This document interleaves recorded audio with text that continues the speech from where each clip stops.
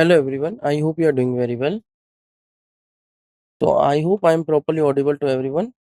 मेरी आवाज़ सभी को आ रही होगी and my screen is visible. Quickly आप चैट बॉक्स में रिप्लाई करके कंफर्म कर सकते हैं. तो आज हम स्टार्ट करने जा रहे हैं हमारे नीट 30 डेज क्रैश कोर्स का day 7. Okay, thank you so much for your confirmation everyone. तो नीट 30 डेज क्रैश कोर्स का डे 7 हम आज स्टार्ट करेंगे, जिसमें आज हम डिस्कस करेंगे पी ब्लॉक का last portion in the sense हम पी ब्लॉक में 6 जो ग्रुप्स होते हैं उनमें से 4 ग्रुप्स को डिस्कस कर चुके हैं. ग्रुप 13, 14, 15, 16. आज हम डिस्कस करेंगे 17, 18 ग्रुप को. ठीक है, मैं आप सभी से वही रिक्वेस्ट करूंगा, वही एडवाइस दूंगा कि आप सभी अपनी नोटबुक और पेन के साथ रेडी रहिए. कोई भी डाउट आता है कोई भी टॉपिक में, उसे आप नोट कर लीजिए और सेशन के एंड में लास्ट 10 मिनट्स में आप वो पूछ सकते हैं. उसके अलावा हम पहले थ्योरी डिस्कस करेंगे, उसके बाद हम पीवाईक्यूज डिस्कस करेंगे एज यूजुअल, जैसा कि हम कर रहे थे अभी तक. एंड पीवाईक्यूज के टाइम पे मैं चाहता हूं कि आप सभी बहुत ज़्यादा एक्टिव रहें और थ्योरी सेशन में भी आप फोकस्ड रहें, ताकि आपको कोई भी टॉपिक मिस ना हो जाए. और मेरे शब्दों पर आपको बहुत ज़्यादा ध्यान देना है. जिस वर्ड पे मैं जिस टॉपिक पे इंपॉर्टेंट लिखूं वो टॉपिक बड़ा स्पेशल होगा, उस पर भी आपको बहुत अच्छे से ध्यान देना है और उसकी पढ़ाई अच्छे से करके जानी है. एनसीईआरटी आपको लाइन बाय लाइन अच्छे से आनी चाहिए. एक एक वर्ड का मतलब आपको पता रहना चाहिए. कॉन्सेप्ट्स कहीं बाहर से नहीं आते हैं. मोस्टली पेपर आपका यहीं से कवर हो जाता है. ठीक है एवरीवन. उसके अलावा आप देख सकते हैं आपको लिंक्स प्रोवाइड कर दी गई डीपीपी और पीवाईक्यू की. लिंक्स आप चैट बॉक्स में देख सकते हैं. इन्हें आपको अटेम्प्ट करना है, डीपीपी डेली प्रैक्टिस प्रॉब्लम्स को, और पीवाईक्यूज जो 17, 18 के आपको मिले हुए हैं. ठीक है, तो चलिए अब बिगिन करते हैं क्लास को. आई होप आप सभी ने ज्वाइन कर लिया होगा और आप सभी रेडी भी होंगे. Ready everyone. कहीं भी कोई भी प्रॉब्लम आती है, immediately you can reply in the chat box. कोई भी डाउट होता है आप चैट बॉक्स में रिप्लाई कर सकते हैं और अपने डाउट्स को हैंडी रखिए सेशन के एंड में. और यही सजेशन रहेगा मेरी तरफ से. एक और रिक्वेस्ट ये रहेगी कि क्लास को स्मूथली रन करने के लिए आपको क्या करना है, अपने आप को म्यूट रखना है, अनम्यूट नहीं करना है. Okay everyone, so let's begin with the class. सबसे पहले हम जो डिस्कस करेंगे, मैं आपको बता देता हूँ, वापस से एक ओवरव्यू दे देता हूँ कि पी ब्लॉक में कितने ग्रुप्स होते हैं. सभी को पता है 6 ग्रुप्स, 13, 14, 15, 16, 17 और 18. 13 ग्रुप्स कौन कौन सा होता है? Boron family. 14 ग्रुप्स कौन सा होता है? 14 ग्रुप होता है कार्बन फैमिली. 15 ग्रुप कौन सा होता है? नाइट्रोजन फैमिली, जिनको हम क्या कह देते हैं? निक्टोजेंस. 16 ग्रुप कौन सा होता है? 16 ग्रुप होता है हमारा ऑक्सीजन फैमिली, जिनको हम चाल्कोजेंस कह देते हैं. आज हम जो डिस्कस करने जा रहे हैं वो है हमारा ग्रुप 17 एंड ग्रुप 18. ग्रुप 17 क्या होता है? हेलोजेंस. सॉल्ट प्रोड्यूसर्स इन्हें बोलते हैं. आप मोस्टली सॉल्ट देखेंगे यहीं से मिलेंगे, जैसे NaCl हो गया, KCl हो गया, एटसेट्रा. और ग्रुप 18 जो है सभी को पता है कौन सा होता है? Noble gases group. Noble gases, जिसको हम जीरो ग्रुप भी कह देते हैं. इस ग्रुप के सभी एलिमेंट्स का ऑक्टेट कंप्लीट होता है, तो इन्हें हम नॉट रिएक्टिव गैसेस कह देते हैं. ऑक्टेट सभी का कंप्लीट होता है, तो इन्हें हम क्या कह देते हैं? Not reactive gases. नोबल मतलब नॉट रिएक्टिव, या फिर क्या कह सकते हैं? Inert gases. What can we say? Inert gases.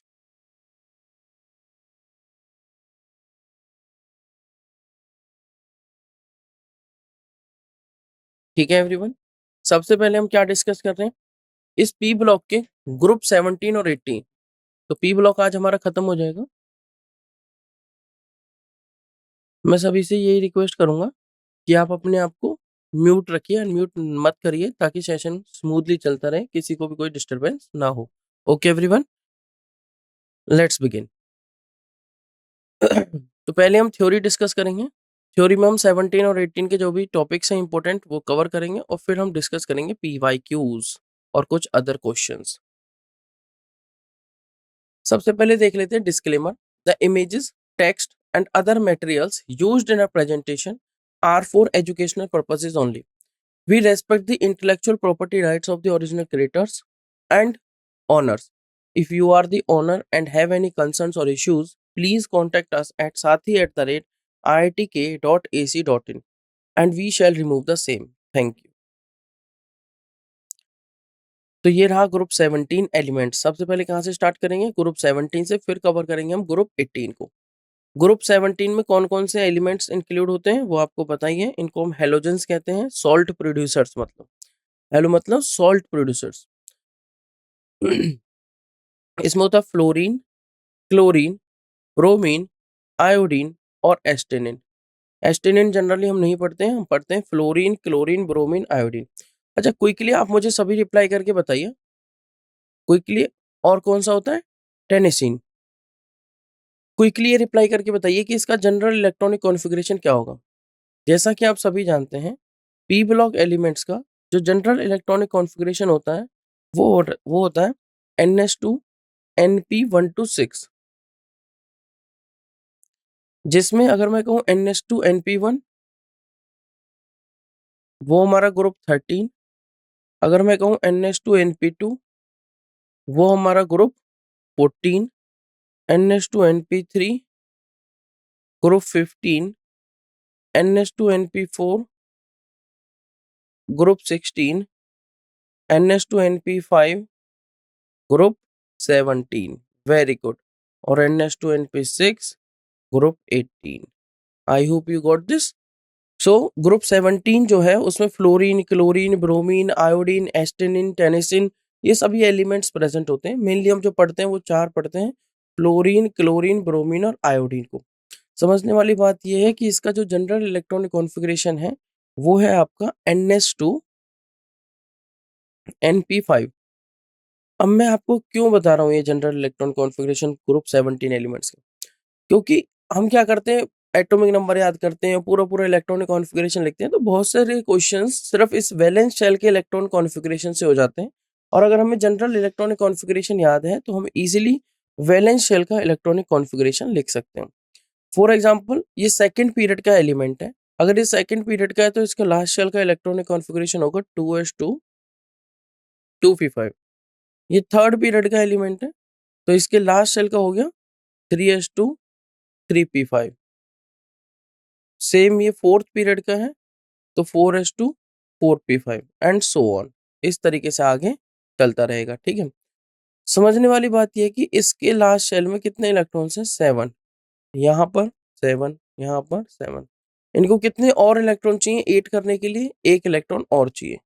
मतलब क्या चाहते हैं, जल्दी से 1 इलेक्ट्रॉन गेन हो जाए। द मोस्ट इंटरेस्टिंग पॉइंट कि जो फ्लोरीन है, fluorine that is the most electronegative element in the periodic table. सबसे ज्यादा इलेक्ट्रोनेगेटिव एलिमेंट जो है पीरियोडिक टेबल में पूरी में, वो है फ्लोरीन। Most electronegative element.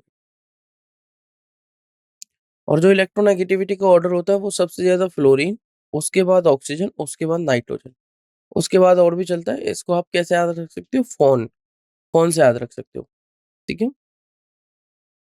वैसे आप ऐसे समझ सकते हो, फ्लोरीन, ऑक्सीजन, नाइट्रोजन, फिर क्लोरीन आ जाता है, देन ब्रोमीन आ सकता है, एटसेट्रा। तो ऐसे आप इसे याद रख सकते हो। इलेक्ट्रोनेगेटिविटी इस तरीके से डिक्रीज करेगी। तो इनको कलेक्टिवली इन एलिमेंट्स को हम क्या बोल देते हैं? हैलोजेंस। हैलोजेंस मतलब salt producers, salt producers. Collectively इन्हें हम हैलोजेंस कहते हैं। As their salts are present in sea water, ठीक है। जो इनके सॉल्ट्स होते हैं वो कहाँ मिलते हैं हमें? सी वाटर में। NaCl सबसे अच्छा एग्जाम्पल है उसका। सोडियम क्लोराइड, जिसको हम कॉमन सॉल्ट भी कहते हैं, जिसको हम क्या कहते हैं? Common salt. कॉमनली हम इसे यूज करते हैं एज ए फ्लेवरिंग एजेंट, और भी बहुत सारी रिएक्शंस में ये यूज होता है एज ए रिएक्टेंट। बहुत सारी रिएक्शंस में ये एज ए प्रोडक्ट बनता है। तो सारी चीजों को हमें ध्यान रखना है, ठीक है।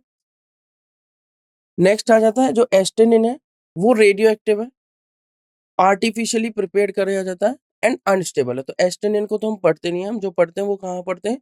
फ्लोरीन, क्लोरीन, फ्लोरीन का सिंबल कैपिटल F, क्लोरीन का capital C small l, bromine का कैपिटल B स्मॉल r और आयोडीन का कैपिटल I।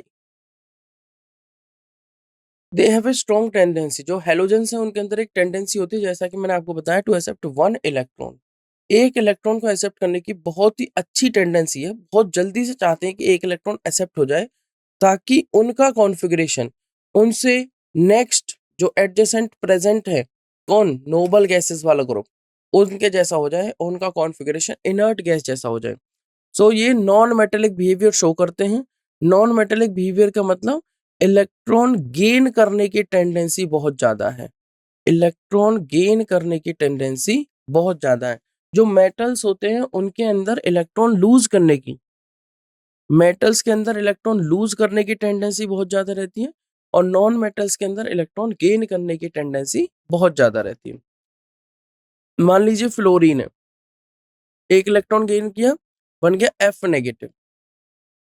अभी तक इसके पास इलेक्ट्रॉन्स थे टोटल 9, एक गेन कर लिया, तो कितने हो गए, 10 इलेक्ट्रॉन। इस तरीके से same you can talk about chlorine, एक इलेक्ट्रॉन गेन करेगा, Cl नेगेटिव। ब्रोमीन एक इलेक्ट्रॉन गेन करेगा, Br नेगेटिव। आयोडीन एक इलेक्ट्रॉन गेन करेगा, I नेगेटिव। अच्छा, यहाँ पर हम इसको बोल रहे हैं फ्लोरीन, यहाँ पर हम इसको क्या बोल रहे हैं, फ्लोरीन। और जब ये कन्वर्ट हो जाता है एक अनायन में, तो हम इसे बोलेंगे फ्लोराइड, फ्लोराइड आयन। यहाँ पर ये क्या है हमारा, क्लोरीन।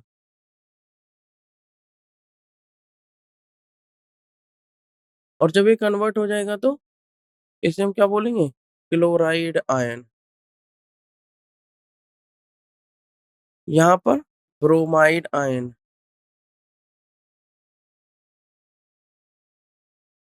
उसी तरीके से आयोडाइड आयन।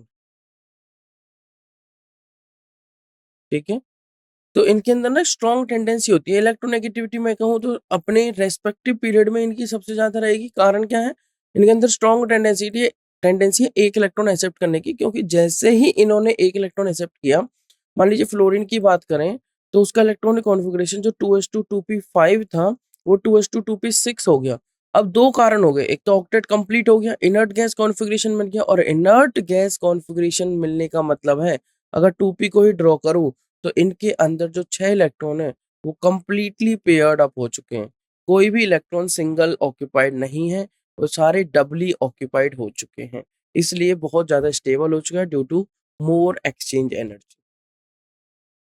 और स्टेबिलिटी भी आप कह सकते हैं। अच्छा, जो हाई इलेक्ट्रोनेगेटिविटी है वो क्या करती है, इन्हें बहुत ज्यादा रिएक्टिव भी बनाती है, और वो अपने फ्री स्टेट में अवेलेबल नहीं रहते। जैसे क्लोरीन कैसे मिलेगा, Cl2 की फॉर्म में या किसी कंपाउंड और कंपाउंड की फॉर्म में, तो अपने फ्री स्टेट में अवेलेबल नहीं रहते। एक्सेप्ट एस्टेनिन, एस्टेनिन का symbol capital A small T. जो अदर मेंबर्स है वो हमें कंबाइंड स्टेट में मिलेंगे इन सूटेबल क्वांटिटीज।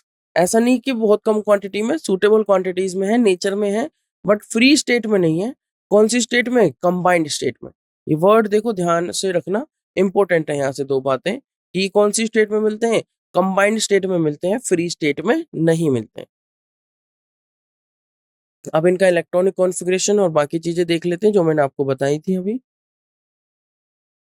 जो जनरल इलेक्ट्रॉनिक कॉन्फ़िगरेशन है, मेंडलीव की पीरियोडिक टेबल में इन्हें ग्रुप 7 बोल दिया जाता है, ग्रुप 7। और आज की पीरियोडिक टेबल में, मॉडर्न पीरियोडिक टेबल में 17th group. General electronic configuration NS2 NP5। N represent कर रहा है आपका पीरियड नंबर, वैसे ये प्रिंसिपल क्वांटम नंबर है। सो ये एलिमेंट्स क्योंकि लास्ट इलेक्ट्रॉन एंटर कर रहा है p सब शेल में, तो इन्हें हम बोलेंगे p ब्लॉक के एलिमेंट्स। ये कुछ आप एलिमेंट्स देख सकते हैं, जैसे फ्लोरीन एटॉमिक नंबर 9, कॉन्फ़िगरेशन हो गया, नोबल गैस के रेस्पेक्ट में सबका लिखा गया है। इनर कोर के जो एलिमेंट, इनर कोर के जो इलेक्ट्रॉन्स हैं उनको एज ए नोबल गैस की फॉर्म में लिखा गया। हीलियम 1s2 हो गया, देन 2s2 2p5। क्लोरीन देखेंगे atomic number 17, 3s2 3p5। Bromine देखेंगे atomic number 35, 3d10 4s2 4p5। यहाँ पे 3d मतलब डी सब शेल का इंट्रोडक्शन हो गया है। आयोडीन का देखेंगे 53 एटॉमिक नंबर, क्रिप्टन जो कि एक नोबल गैस है, 4d10 5s2 5p5। कोई भी आपको डाउट है, if you are raising your hand you can reply in the chat box. Chat box में आप अपना डाउट पुट कर सकते हैं, I will cater all these doubts. Okay. Either मैं सेशन के दौरान डिस्कस कर लूंगा ड्यूरिंग द सेशन, या फिर मैं एंड ऑफ द सेशन के टाइम पे, लास्ट टाइम पे डिस्कस करूंगा। ओके। एस्टेनिन 80, 85 उसका एटॉमिक नंबर हो गया। जिनॉन 4f14, देखो यहाँ पे f का भी इंट्रोडक्शन हो गया। 5d10 6s2 6p5। Then tennessine 117 radon की रेस्पेक्ट में लिखा गया है। रेडॉन भी एक नोबल गैस है। 5f14 6d10 7s2 7p5। अच्छा, लास्ट सेल इलेक्ट्रॉनिक कॉन्फ़िगरेशन क्या है? सेकंड। क्वांटम नंबर सेकंड है ना एन की वैल्यू, तो इसलिए इसका पीरियड नंबर क्या हुआ है? 2। इसमें पीरियड नंबर क्या हो गया? 3। इसमें 4, इसमें 5, इसमें 6, यहाँ पर 7। तो क्योंकि सभी केसेस में जो लास्ट इलेक्ट्रॉन एंटर कर रहा है वो कर रहा है पी सब शेल में, इसलिए इनको हम कहेंगे पी ब्लॉक के एलिमेंट्स। नेक्स्ट आता है एटॉमिक एंड आयोनिक रेडियाई। अब इनके ट्रेंड्स देख लेते हैं, यहां से इंपॉर्टेंट बातें शुरू हो जाती हैं। जो हेलोजेंस है have the smallest atomic radii, जैसा कि आप सभी जानते हैं ये हमारे पीरियडिक टेबल है जिसको 4 ब्लॉक्स में डिवाइड किया गया है। यहाँ पर कुछ रहता है एस ब्लॉक, यहाँ से यहाँ कुछ डी ब्लॉक, यहाँ से यहाँ तक पी ब्लॉक, और सबसे नीचे होता है हमारा 2 रोज प्रेजेंट होती हैं इस टाइप से, जो हमारी हॉरिजॉन्टल रोज होती है, इन्हें पीरियड्स कहा जाता है। तो ये 4f सीरीज होती है और ये 5f सीरीज होती है। 4f सीरीज को हम बोलते हैं लेंथेनॉइड्स और 5f को एक्टिनॉइड्स। ये f ब्लॉक है। कौन सा ब्लॉक? f block.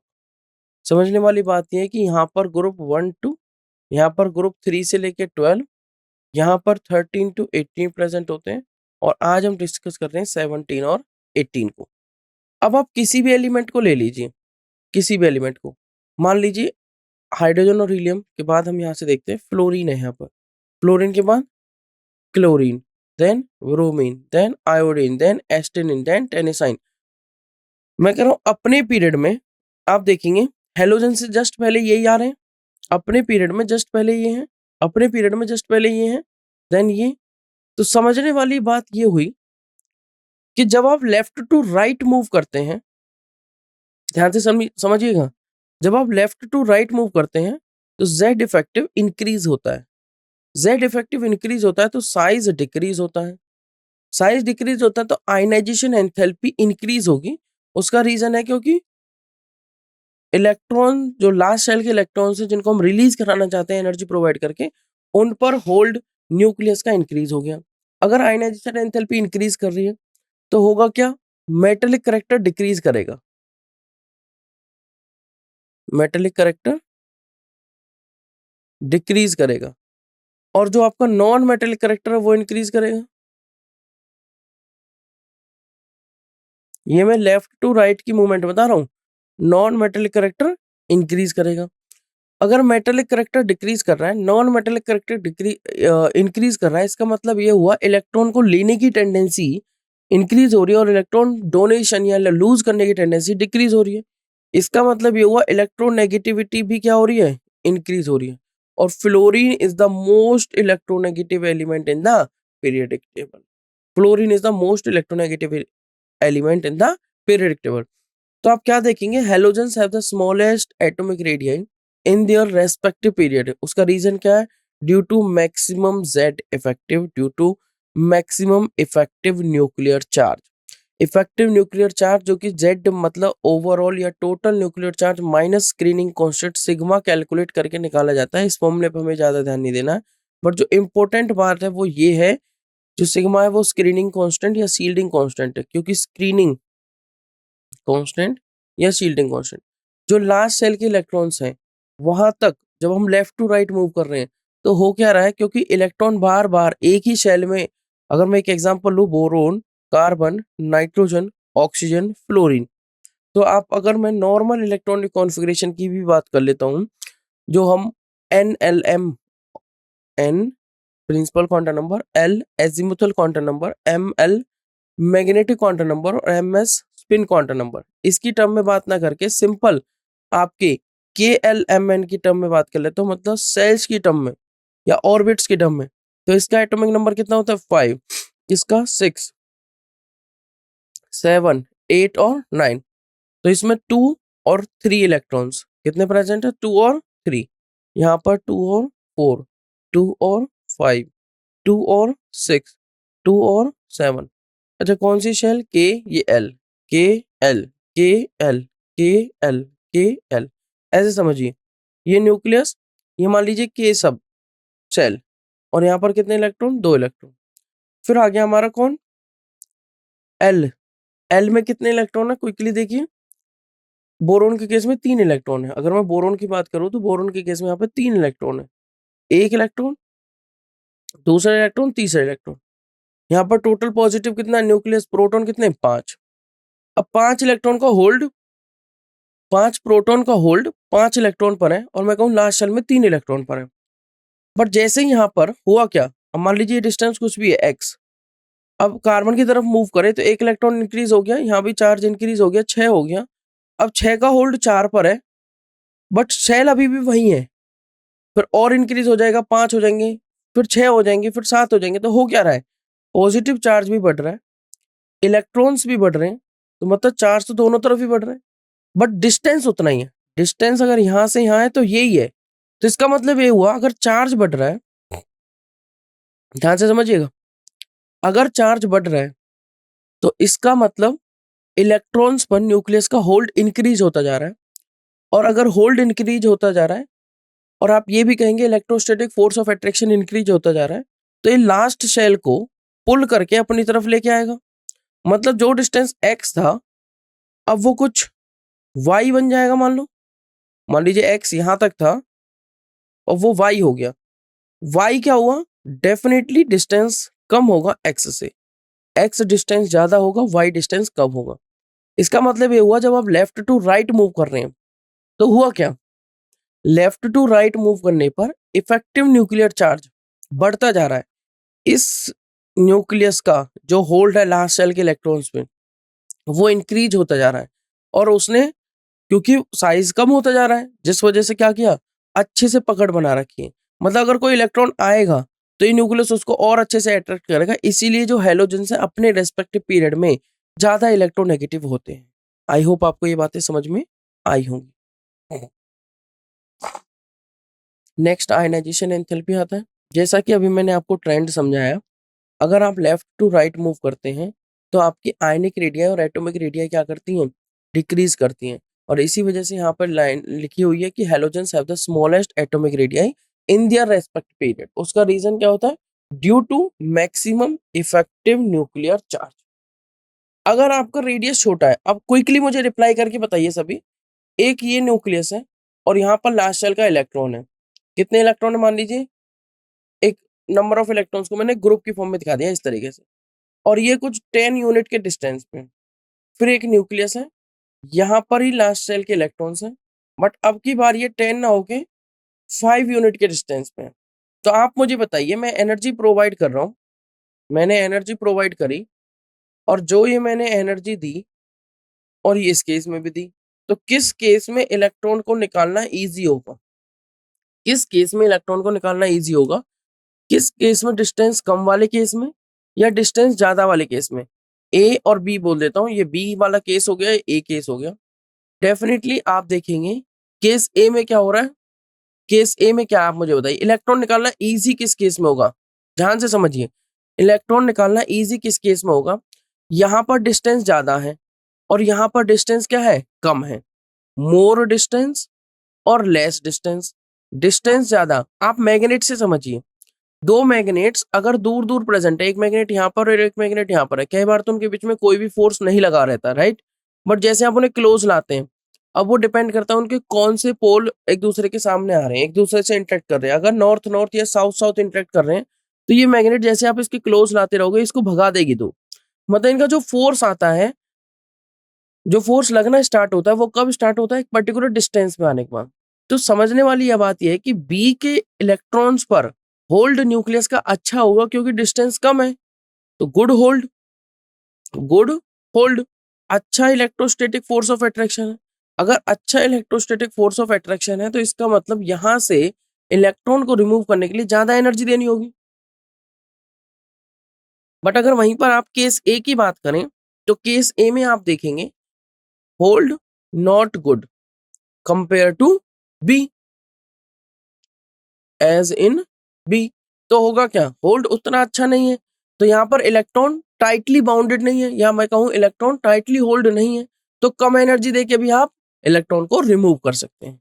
कम एनर्जी देकर भी आप इलेक्ट्रॉन्स को रिमूव कर सकते हैं। इस चीज को आप और भी बहुत एग्जाम्पल से समझ सकते हैं। जैसे कि मान लीजिए आपने क्या किया, आपका एक फ्रेंड है, ये आपका फ्रेंड, आपने उसको होल्ड कर रखा है। कैसे होल्ड कर रखा है, ध्यान से समझिएगा। दो केस बताता हूँ। पहला केस है, आपने सिर्फ, आप ये हो और ये पहला केस मैं बता रहा हूँ, आपने सिर्फ हैंडशेक कर रखे हैं, हैंडशेक, ठीक है। और दूसरे केस में क्या है, आप गले मिले हुए हो, एक दूसरे से गले मिले हुए हो। तो आप मुझे बताइए किस केस में आप दोनों को अलग करना इजी होगा, केस ए या केस बी? किस केस में आप दोनों को अलग करना इजी होगा? मान लीजिए अगर मैं दो फ्रेंड और आए और आपको पुल करें, आपको इधर से और आपके फ्रेंड को इधर से, और इस केस में भी सेम वही पुल लगाए वही दोनों फ्रेंड, तो किस केस में आप दोनों को अलग करना इजी होगा? केस ए में अलग करना भी इजी होगा, क्यों? डिस्टेंस ज्यादा है ना, मोर डिस्टेंस, डिस्टेंस ज्यादा है, डिस्टेंस ज्यादा है तो थोड़ी एनर्जी लगाई और इजीली आप लोग अलग हो जाएंगे, क्योंकि आपका जो फोर्स ऑफ अट्रैक्शन में कहूँ या आपकी इंट्रैक्शंस कहूँ वो बहुत ज्यादा स्ट्रांग नहीं है। बट इस केस में तो आप टाइटली बाउंडेड हो एक दूसरे से। इसका मतलब ये हुआ टाइटली होल्ड है आप, या आपका आपके फ्रेंड पे, या आपका फ्रेंड का आप पर, ऐसे समझ लो। तो टाइटली होल्ड है तो इसका मतलब ये हुआ यहाँ पर ज्यादा फोर्स लगाना पड़ेगा, क्योंकि डिस्टेंस कम है और होल्ड अच्छा है। Less distance good hold. तो ज्यादा फोर्स लगाना पड़ेगा, किस केस में? बी के केस में ज्यादा और ए के केस में कम। यही केस किसका है? आयनाइजेशन एंथैल्पी का। आई होप आप समझ रहे होंगे। तो आयनाइजेशन एंथैल्पी क्या होगा, क्योंकि लेफ्ट टू राइट जाने पर साइज क्या हो रहा है? लेफ्ट टू राइट जाने पर साइज डिक्रीज हो रहा है, मतलब न्यूक्लियस का होल्ड लास्ट शेल के इलेक्ट्रॉन्स पे अच्छा होता जा रहा है। टाइटली होल्ड होते जा रहे हैं इलेक्ट्रॉन्स, टाइटली होल्ड होते जा रहे हैं तो उतना ही मुश्किल होता जाएगा उन्हें रिमूव करना। तो लेफ्ट टू राइट जाने पर इलेक्ट्रोनेगेटिविटी इंक्रीज करती है और साइज डिक्रीज करता है, और साइज डिक्रीज होने के साथ साथ आयनाइजेशन एंथैल्पी भी डिक्रीज करती है। तो thus they have very high ionization enthalpy, कारण due to decrease in atomic size. अगर एटॉमिक साइज इंक्रीज होता है तो आयनाइजेशन एंथैल्पी डिक्रीज करेगी, और एटॉमिक साइज अगर डिक्रीज होता है तो आयनाइजेशन एंथैल्पी इंक्रीज करेगी। मतलब एटॉमिक साइज के, नोट डाउन कर लीजिए, एटॉमिक साइज के आयनाइजेशन एंथैल्पी इनवर्सली प्रोपोर्शनल होती है। अगर atomic size increases ionization enthalpy decreases, atomic size decreases ionisation enthalpy increases. जब आप फ्लोरीन से क्लोरीन, क्लोरीन से ब्रोमीन, ब्रोमीन से आयोडीन एंड रेस्पेक्टिवली इस तरीके से मूव करते हैं, तो होता क्या है, एटॉमिक साइज इंक्रीज कर रहा है। अगर एटॉमिक साइज इंक्रीज कर रहा है तो ionization enthalpy top to bottom क्या करनी चाहिए, डिक्रीज। वही लाइन लिखी हुई है, increase in atomic size ionization enthalpy decreases. कब? Down the group. बट अगर लेफ्ट टू राइट देखिए और अपने रेस्पेक्टिव पीरियड में इनकी आयनाइजेशन एंथैल्पी क्या होगी, हाई होगी। थर्ड पीरियड में बात करूं तो किसकी, क्लोरीन की। कारण क्या है, due to more electronegativity, electrons पर होल्ड अच्छा है क्योंकि साइज कम है, लास्ट शेल के इलेक्ट्रॉन्स पर होल्ड अच्छा है। आई होप आप ये दोनों ट्रेंड तो समझ गए होंगे। अब थर्ड वाला देख लेते हैं, इलेक्ट्रॉन गेन एंथैल्पी। मैं फिर से लिख देता हूँ इंपॉर्टेंट, ये तीनों चारों जो भी ट्रेंड हम पढ़ेंगे वो सारे इंपॉर्टेंट हैं। इलेक्ट्रॉन गेन, आप मुझे बताइए कि क्या ये जल्दी से इलेक्ट्रॉन गेन करना चाहते हैं या देरी से? क्योंकि इनसे नेक्स्ट जो ग्रुप है वो नोबल गैसेस का है, ग्रुप 18। तो जो फ्लोरीन है, क्या वो जल्दी से, इसमें 9 इलेक्ट्रॉन और नियोन में 10, नियोन जैसा कॉन्फ़िगरेशन चाहता है या नहीं? बिल्कुल चाहेगा। कारण क्या होगा, 2p6 हो जाएगा ये। 2p6 होते ही मतलब इसने इनर्ट गैस कॉन्फ़िगरेशन मिल गया, ऑक्टेट कंप्लीट हो गया, ये भी स्टेबल हो गया। तो ये चाहता है बहुत जल्दी से इलेक्ट्रॉन गेन करना, बहुत जल्दी से इलेक्ट्रॉन गेन करना चाहता है। तो हैलोजेंस की जो नेगेटिव इलेक्ट्रॉन गेन एंथैल्पी रहेगी अपने कॉरस्पॉन्डिंग पीरियड्स में, वो मैक्सिमम रहेगी। चाहे मैं फ्लोरीन की बात करूं, क्लोरीन की बात करूं, ब्रोमीन की बात करूं या आयोडीन की बात करूं। कोई भी डाउट है आप चैट बॉक्स में रिप्लाई करके पूछ सकते हैं, बड़ी सिंपल बातें चल रही हैं अभी तक। जो हैलोजेंस हैं टॉप टू बॉटम, इनका एटॉमिक साइज इंक्रीज करता है। मैं रिपीट कर देता हूँ, एटॉमिक साइज इंक्रीज करता है तो आयनाइजेशन एंथैल्पी डिक्रीज करेगी। आयनिक रेडियाई भी इंक्रीज करती है top to bottom, atomic radii भी इंक्रीज करती है टॉप टू बॉटम, और इलेक्ट्रॉन की एंथैल्पी कम नेगेटिव होती जाती है top to bottom. General order तो ये है। और अपने रेस्पेक्टिव पीरियड में अगर बात करूं, अपने रेस्पेक्टिव पीरियड अगर सेकंड पीरियड के लिए बात करूं, तो फ्लोरीन की maximum negative electron gain enthalpy होगी। अगर क्लोरीन के पीरियड की बात करूं, मतलब थर्ड पीरियड की, तो क्लोरीन की maximum negative electron gain enthalpy होगी। वहीं पर अगर ब्रोमीन की बात करूं फोर्थ पीरियड की, तो ब्रोमीन की अपने पीरियड में maximum negative electron gain enthalpy होगी। Same for iodine fifth period आप देख सकते हैं। तो हेलोजेंस की जो रहेगी नेगेटिव इलेक्ट्रॉन गेन एंथैल्पी, वो अपने कॉरस्पॉन्डिंग पीरियड्स में, अपने रेस्पेक्टिव पीरियड में मैक्सिमम रहेगी। जो negative electron gain enthalpy fluorine की, वो क्लोरीन से कम होती है। यहां पर जो मैं आपको कह रहा था ना, जनरल ऑर्डर, जो मैंने वर्ड यूज किया था वो इसी के लिए किया था। यहां से इंपॉर्टेंट बात आती है, ये इंपॉर्टेंट है। इलेक्ट्रॉन गेन एंथैल्पी का ऑर्डर क्या होना चाहिए कि फ्लोरीन से क्लोरीन, क्लोरीन से ब्रोमीन, ब्रोमीन से आयोडीन जाने पर नेगेटिव इलेक्ट्रॉन गेन एंथैल्पी की वैल्यू कम होती रहनी चाहिए, मतलब वो पॉजिटिव की तरफ मूव करनी चाहिए या फिर कम नेगेटिव की तरफ मूव करनी चाहिए। ठीक है, बट हो क्या रहा है, होना ये चाहिए था कि सबसे ज्यादा maximum negative electron gain enthalpy fluorine की होनी चाहिए, फिर क्लोरीन, फिर ब्रोमीन, फिर आयोडीन। इसकी सबसे मैक्सिमम नेगेटिव होनी चाहिए थी, मैक्सिमम नेगेटिव, और इसकी सबसे लीस्ट नेगेटिव होनी चाहिए थी, लीस्ट नेगेटिव, अगर इन चारों में बात करूं। बट ऑर्डर कुछ और मिला, ऑर्डर फ्लोरीन और क्लोरीन में एक्सेप्शन मिला। फ्लोरीन की इलेक्ट्रॉन गेन एंथैल्पी होनी चाहिए थी सबसे ज्यादा नेगेटिव, बट ऐसा नहीं हुआ। नेगेटिव हुई सबसे ज्यादा क्लोरीन की, नेगेटिव सबसे ज्यादा किसकी हुई, क्लोरीन की। उसका कारण ये है, जो फ्लोरीन है वो सबसे ऊपर बैठा हुआ है, राइट, राइट में, हेलोजेंस में सबसे ऊपर। इसका मतलब ये हुआ लेफ्ट टू राइट जाने पर सेकंड पीरियड में एटॉमिक साइज तो डिक्रीज करेगा, एटॉमिक साइज डिक्रीज करेगा, इलेक्ट्रोनेगेटिविटी इंक्रीज करेगी, आयनिक एटॉमिक रेडियाई डिक्रीज करेंगे, आयनाइजेशन एंथैल्पी इंक्रीज करेगी। अगर ऐसा है, अगर ऐसा है तो इसका मतलब ये हुआ कि हमें क्या करना होगा, यहाँ पर इलेक्ट्रॉन्स भी देखने होंगे, और इलेक्ट्रॉन्स देखे तो यहाँ पर लास्ट शेल में प्रेजेंट होते हैं 7 इलेक्ट्रॉन्स। मतलब अगर 7, अगर दूसरा फ्लोरीन इसके पास आता है बॉन्ड बनाने के लिए, देखिए ये फ्लोरीन है और ये एक इलेक्ट्रॉन और लगा देता हूँ, यहाँ पे 7 इलेक्ट्रॉन्स है वैलेंस शेल में। इसका मतलब अगर यहाँ पर ऐसे समझिए, फ्लोरीन के चारों तरफ एक बढ़िया सी लेयर बनी हुई है, स्ट्रॉन्ग सी लेयर, किसकी, इलेक्ट्रॉन इलेक्ट्रॉन इलेक्ट्रॉन इलेक्ट्रॉन, ऐसे 3 4 5 6 7, ऐसे एक लेयर बनी हुई है। अब कुछ इसको और दिखा देता हूँ। एक नेगेटिव का, नेगेटिव के लिए ये जो लेयर है, ये नेगेटिव वाली लेयर है, मतलब इलेक्ट्रॉन इलेक्ट्रॉन है, नेगेटिव लेयर। अब आया कोई इलेक्ट्रॉन, इलेक्ट्रॉन पे कैसा चार्ज है, हम इलेक्ट्रॉन ऐड करा रहे हैं ना। इलेक्ट्रॉन गेन एंथैल्पी का मतलब है the amount of energy released when an extra electron is added to an isolated gaseous atom.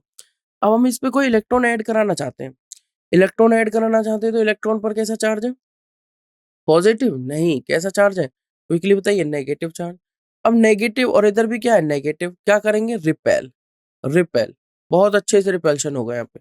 अब ये रिपेल करेंगे एक दूसरे को, इसका मतलब क्या हुआ कि ये बहुत जल्दी से इलेक्ट्रॉन को अपने अंदर ऐड नहीं करना चाहता है। कर तो लेगा क्योंकि इसके अंदर एक टेंडेंसी है, छोटा साइज है और इलेक्ट्रोनेगेटिविटी ज्यादा है, मोस्ट इलेक्ट्रोनेगेटिव एलिमेंट है, कर तो लेगा, बट उतनी अच्छे से नहीं कर पाएगा, मतलब उतनी ज्यादा एनर्जी रिलीज नहीं करेगा, बहुत ज्यादा स्टेबल फील नहीं करेगा जितना क्लोरीन करेगा। तो क्लोरीन की सबसे मैक्सिमम इलेक्ट्रॉन गेन एंथैल्पी है हेलोजेंस में। उसका कारण है small size of fluorine atom. As a result होता क्या है, there are strong inter electronic repulsions, क्योंकि साइज छोटा है तो इंटर इलेक्ट्रॉनिक रिपल्शंस फ्लोरीन में ज्यादा हो जाते हैं। In the relatively small 2p orbitals में तो है इनके इलेक्ट्रॉन्स 2p5 और 2s2, और जिस वजह से क्या होगा, दस incoming electron does not experience much attraction. हुआ क्या, उसको नेगेटिव नेगेटिव दिखा, तो जो न्यूक्लियस अंदर बैठा हुआ है वहां से जो उसे अट्रैक्शन मिलनी चाहिए थी, वो उतनी ज्यादा अच्छी नहीं मिली जितनी वो उम्मीद कर रहा था, राइट। तो इनकमिंग इलेक्ट्रॉन, ये इनकमिंग वाला है electron, incoming, incoming electron does not experience much attraction. Clear हुआ ये ऑर्डर। नेक्स्ट आ जाता है इलेक्ट्रोनेगेटिविटी। इलेक्ट्रोनेगेटिविटी सीधा सा है, इलेक्ट्रोनेगेटिविटी क्या एक टेंडेंसी है। It is a tendency to attract the shared pair of electrons toward itself. किसी भी एटम की एक टेंडेंसी है। तो क्या होगा, इनकी इलेक्ट्रोनेगेटिविटी तो अपने रेस्पेक्टिव पीरियड में कॉरस्पॉन्डिंग पीरियड्स में हाई होती है और वो डिक्रीज करती है डाउन द ग्रुप। जब आप फ्लोरीन से क्लोरीन, क्लोरीन से ब्रोमीन और ब्रोमीन से आयोडीन की तरफ मूव करेंगे तो मैंने बताया एटॉमिक साइज इंक्रीजेस और आयनाइजेशन एंथैल्पी डिक्रीजेस, साथ में इलेक्ट्रोनेगेटिविटी भी decreases.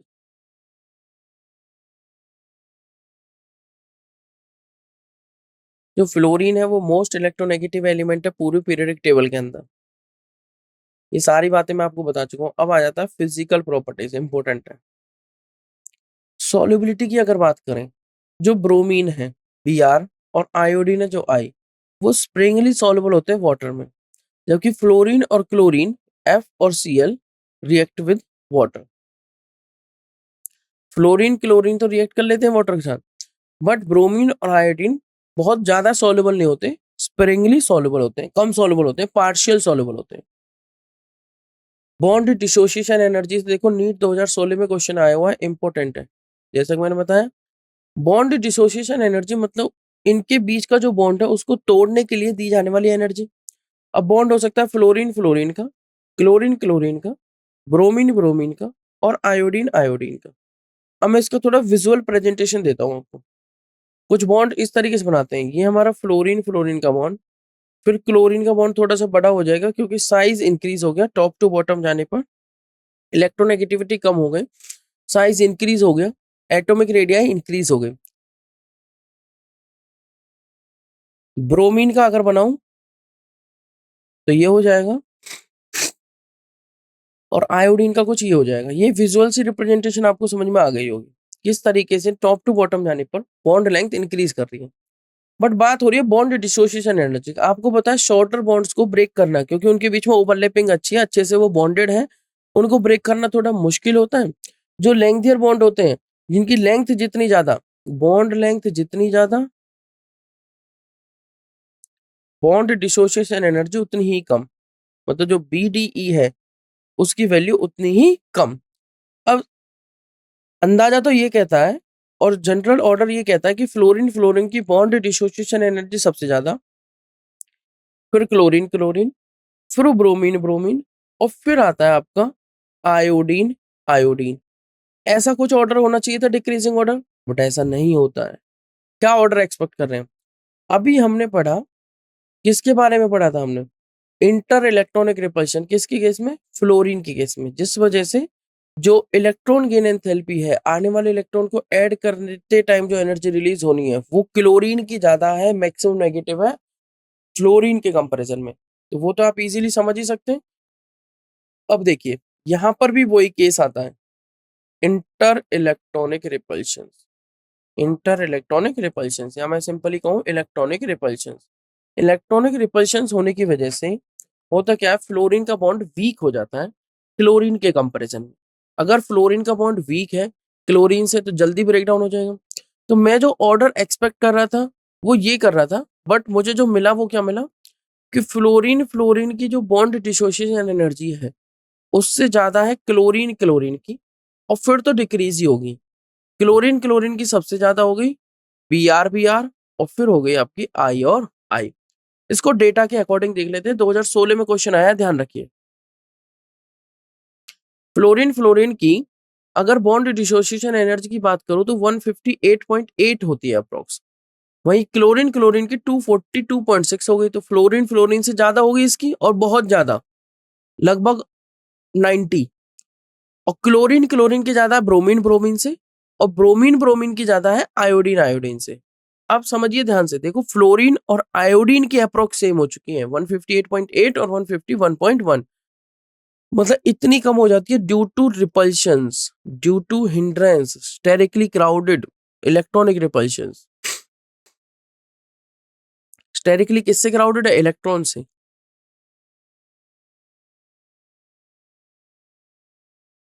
Due to electronic repulsions.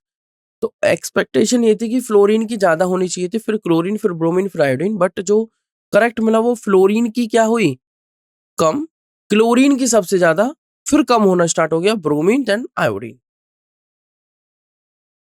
तो हुआ क्यों ये, due to larger inter electronics repulsion between the non bonding electrons, bond energy is less than Cl2, या मैं कहूँ bond energy of F2 fluorine fluorine is less than Cl2। उसका कारण यही है, आप देख सकते हैं 1 2 3 4 5 6, 1 2 3 4 5 6, छोटा सा फ्लोरीन और तीन तीन lone pair, each fluorine atom is carrying 3 lone pair, यहाँ पर भी 3 और यहाँ पर भी 3, तीन तीन लोन पेयर पर प्रेजेंट है, मतलब हायर इलेक्ट्रॉनिक रिपल्शन है इनके बीच में, जिस वजह से बॉन्ड जो बना है वो वीक हो चुका है। आई होप ये पॉइंट आपको समझ में आ गए होंगे, इलेक्ट्रोनेगेटिविटी का भी और आपका फिजिकल प्रॉपर्टीज में सोलिबिलिटी, बॉन्ड डिसोसिएशन एनर्जी, या फिर जो हमने इनके ऑर्डर की बात करी है वो सारी बातें। नेक्स्ट आती है आपकी केमिकल प्रॉपर्टीज, ये भी इंपॉर्टेंट है, ध्यान से समझिए। अभी हम ग्रुप 17 डिस्कस कर रहे हैं, फिर हम डिस्कस करेंगे ग्रुप 18। जितने भी हमारे हेलोजेंस है हाईली रिएक्टिव है, नॉन मेटेलिक के नेचर में, हाईली इलेक्ट्रोनेगेटिव है, ये आप बातें आपको पता है, ये रिएक्टिव होंगे होंगे क्योंकि जल्दी से इलेक्ट्रॉन गेन करना चाहते हैं और स्टेबल होना चाहते हैं। बहुत जल्दी से दे रेडी टू एक्सेप्ट, या मैं कहूँ readily accept of an electron, या मैं कहूँ the ready acceptance of an electron is the reason for strong oxidising natures of halogen. Oxidising nature मतलब दूसरे को ऑक्सीडाइज करना, अपना रिडक्शन करना, तो बहुत जल्दी से अपना रिडक्शन करना चाहते हैं क्योंकि इलेक्ट्रॉन गेन करना चाहते हैं, तो इनका इलेक्ट्रॉन गेन करने की टेंडेंसी बहुत ज्यादा, जिस वजह से ये स्ट्रॉन्ग ऑक्सीडाइजिंग नेचर शो करते हैं। और क्योंकि वो टेंडेंसी सबसे ज्यादा फ्लोरीन के अंदर है, तो fluorine is the strongest oxidising halogen. वो आपको पता है कि टॉप टू बॉटम जाने पर फ्लोरीन से क्लोरीन, क्लोरीन से ब्रोमीन और ब्रोमीन से आयोडीन की तरफ जाने पर इलेक्ट्रोनेगेटिविटी घटती है, और जो ये ready acceptance of an electron है वो भी डिक्रीज होती है। तो सबसे जल्दी जो एक्सेप्ट करना चाहता है वो करना चाहता है आपका फ्लोरीन, सबसे जल्दी जो एक्सेप्ट करना चाहता है वो कौन करना चाहता है, फ्लोरीन, ध्यान रखना। तो सबसे अच्छा ऑक्सीडाइजिंग एजेंट कौन है, फ्लोरीन। तो मैं कहूंगा F2 is the strongest oxidising halogen. आप देख सकते हैं F2 को आप किसी और के हेलोजन के साथ रिएक्ट कराओ, F2 plus 2x negative, x कोई भी हो सकता है, chlorine, bromine, iodine, Cl negative, Br negative, I negative, क्या बना लेगा, F2 बना देगा ऑक्सीडाइज करके इसे, इससे इलेक्ट्रॉन लूज करा देगा, 2 इलेक्ट्रॉन लूज होंगे तो ये बन जाएगा X2, और यहाँ पर 2 गेन हो जाएंगे, एक F एक इलेक्ट्रॉन गेन करेगा, बनाएगा F negative, 2 electron, 2 electron 2F या 2 फ्लोरीन एटम 2 इलेक्ट्रॉन गेन कर लेंगे और बना लेंगे 2F नेगेटिव। क्लियर। तो F अपने भी हेलोजेंस को ऑक्सीडाइज कर देता है क्योंकि मोस्ट इलेक्ट्रोनेगेटिव एलिमेंट है। क्या है ये, मोस्ट इलेक्ट्रोनेगेटिव एलिमेंट, जिस वजह से इसका ऑक्सीडाइजिंग नेचर सबसे स्ट्रॉन्ग है। नेक्स्ट Cl2 देख लीजिए, अगर Cl2 की रिएक्शन यही करते हैं तो यहाँ पर X कभी भी F नहीं होगा, ध्यान रखना, वो हो सकता है ब्रोमीन या आयोडीन। ठीक है, तो अपने से स्ट्रॉन्ग होना चाहिए इलेक्ट्रोनेगेटिविटी में, क्या होगा, ब्रोमीन या आयोडीन। तो Cl2 plus 2x negative gives 2Cl negative plus X2। अगर ऐसा है तो क्या प्रोडक्ट बन रहा है, Cl2 प्लस 2x नेगेटिव क्या दे रहे हैं आपको, 2Cl नेगेटिव प्लस X2। वही X ने एक इलेक्ट्रॉन लूज किया तो बन गया, X नेगेटिव ने एक इलेक्ट्रॉन लूज किया बनाया X, और 2x नेगेटिव ने लूज किया तो बना लिया X2। वहीं पर Cl2, Cl ने एक इलेक्ट्रॉन गेन किया तो बना लिया Cl नेगेटिव, वहीं पर Cl2 मतलब 2 Cl ने इलेक्ट्रॉन गेन कर दिया तो बना लिया 2Cl नेगेटिव। तो Cl2 plus 2x negative gives 2Cl negative plus X2, यहाँ पर X ब्रोमीन और आयोडीन होगा। नेक्स्ट अगर ब्रोमीन की रिएक्शन कराएं तो सिर्फ और सिर्फ आयोडीन को ये ऑक्सीडाइज कर सकता है हेलोजेंस में, तो ये हो जाएगा Br2 plus 2I negative gives 2Br negative plus I2।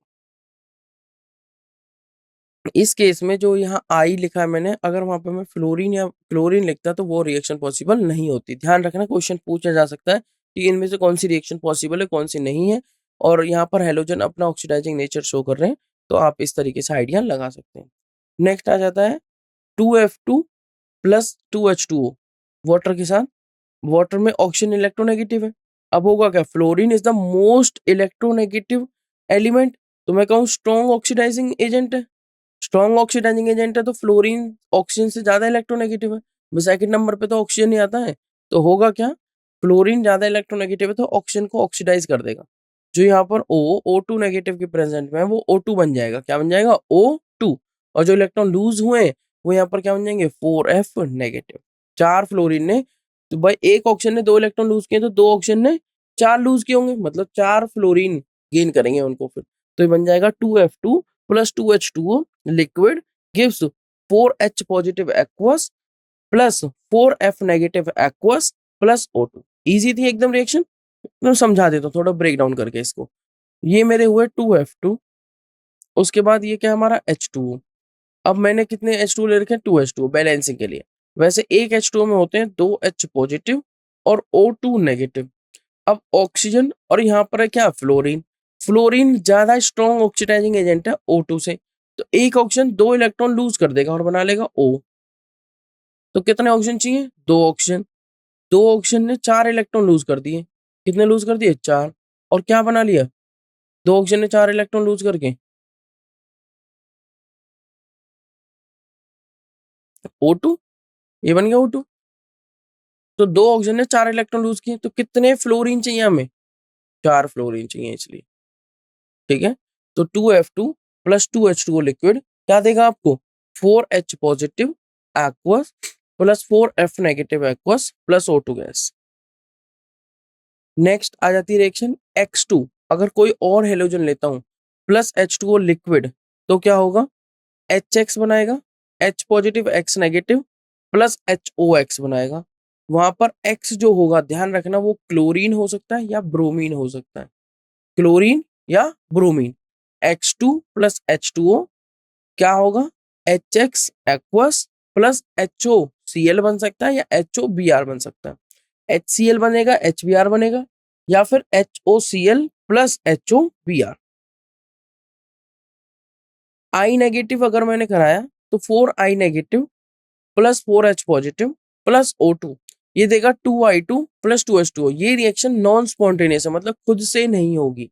Spontaneous reaction जैसे थर्मोडायनेमिक्स में हम पढ़ते हैं जो खुद से हो जाती हैं, और नॉन स्पॉन्टेनियस रिएक्शन जो खुद से नहीं होती हैं।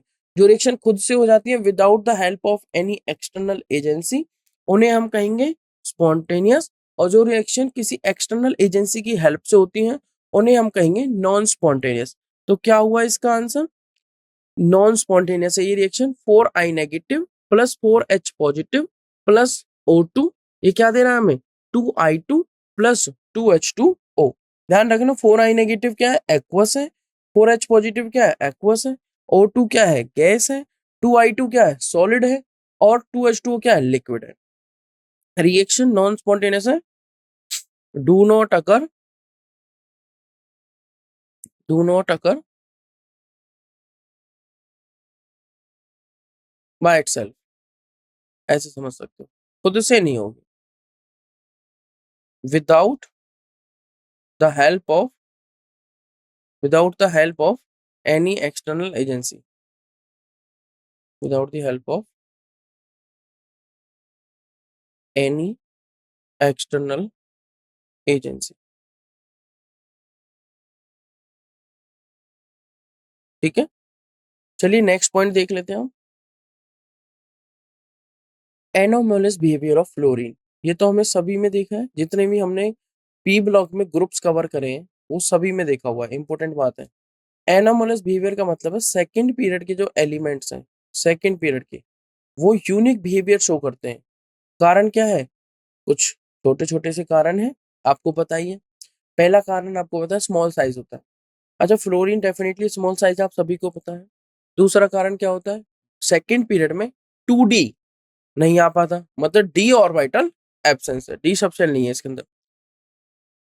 और क्या हो सकता है, इलेक्ट्रोनेगेटिविटी अपने पीरियड में सबसे हाई होती है इनकी, अपने ग्रुप में, नॉट पीरियड, अपने ग्रुप में।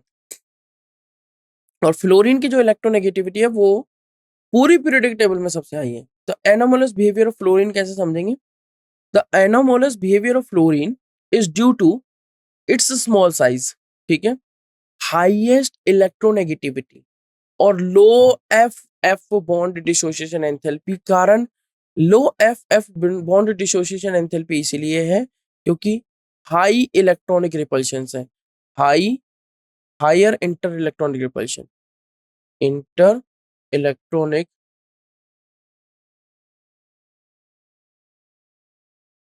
रिपल्शंस।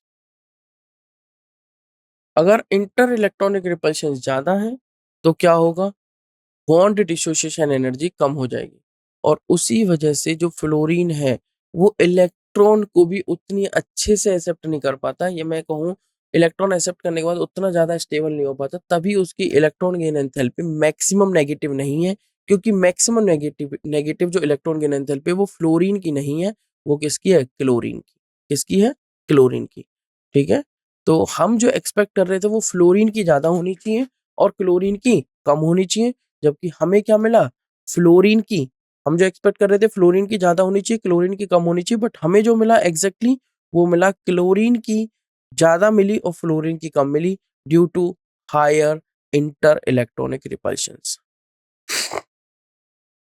अब हम क्या कहेंगे, एनोमलस बिहेवियर क्यों शो करता है फ्लोरीन। पहला कारण स्मॉल साइज, इलेक्ट्रोनेगेटिविटी ज्यादा है, F F bond dissociation enthalpy कम है और non availability of d orbitals, किसमें, वैलेंस शेल में, मतलब absence of d orbitals. Next आप देखेंगे, reactions of fluorine are exothermic. जो फ्लोरीन है वो बहुत वायलेंटली रिएक्ट करता है, एक्सोथर्मिक रिएक्शन होती है। एक्सोथर्मिक का मतलब होता है हीट एनर्जी रिलीज, एक्सो मतलब एग्जिट, ध्यान रखना, हीट एनर्जी यहाँ पे क्या होती है, रिलीज होती है, due to what, small and strong bond जो formed by it with other elements. Clear, मैं रिपीट करता हूँ अपना पॉइंट, जो रिएक्शंस हैं फ्लोरीन की वो कैसी हैं, एक्सोथर्मिक है। एक्सोथर्मिक क्यों है, ध्यान दीजिए, एक्सोथर्मिक इसलिए है due to small and strong bond formed by it with other elements. इस वजह से एक तो छोटा बॉन्ड बना रहा है जो कि ऑटोमेटिकली स्टेबल होना ही चाहिए, और क्या कर रहा है, छोटा बॉन्ड बनाने के साथ साथ स्ट्रॉन्ग बॉन्ड होगा, वो जितना छोटा बॉन्ड उतना स्ट्रॉन्ग बॉन्ड, क्योंकि अच्छी ओवरलैपिंग हो रही है, अच्छी इंटरेक्शंस हुई हैं। It forms only one oxo acid, hydrogen fluoride, एक लिक्विड होता है due to strong hydrogen bonding. यहां से भी क्वेश्चन आया हुआ है, ध्यान दीजिए, HF है जो, वो हम एज्यूम करेंगे कि गैस है, बट गैस नहीं होता, वो एक लिक्विड में एग्जिस्ट करता है due to strong hydrogen bonding. Hydrogen bonding होने की वजह से जो गैसियस पार्टिकल्स होते हैं वो दूर दूर होते हैं, बट हाइड्रोजन बॉन्डिंग की वजह से वो पार्टिकल्स आगे क्लोज, पार्टिकल्स क्लोज आने की वजह से क्या हुआ, वो गैस ना रहकर लिक्विड फॉर्म में हमें मिलता है। तो HF जो है, hydrogen fluoride, is a liquid, reason strong hydrogen bonding. अगर क्वेश्चन आ जाए HF, HCl और HBr में सबसे स्ट्रॉन्ग हाइड्रोजन बॉन्डिंग किसमें, पहली बात तो HF में ही, HCl HBr शो ही नहीं करेंगे।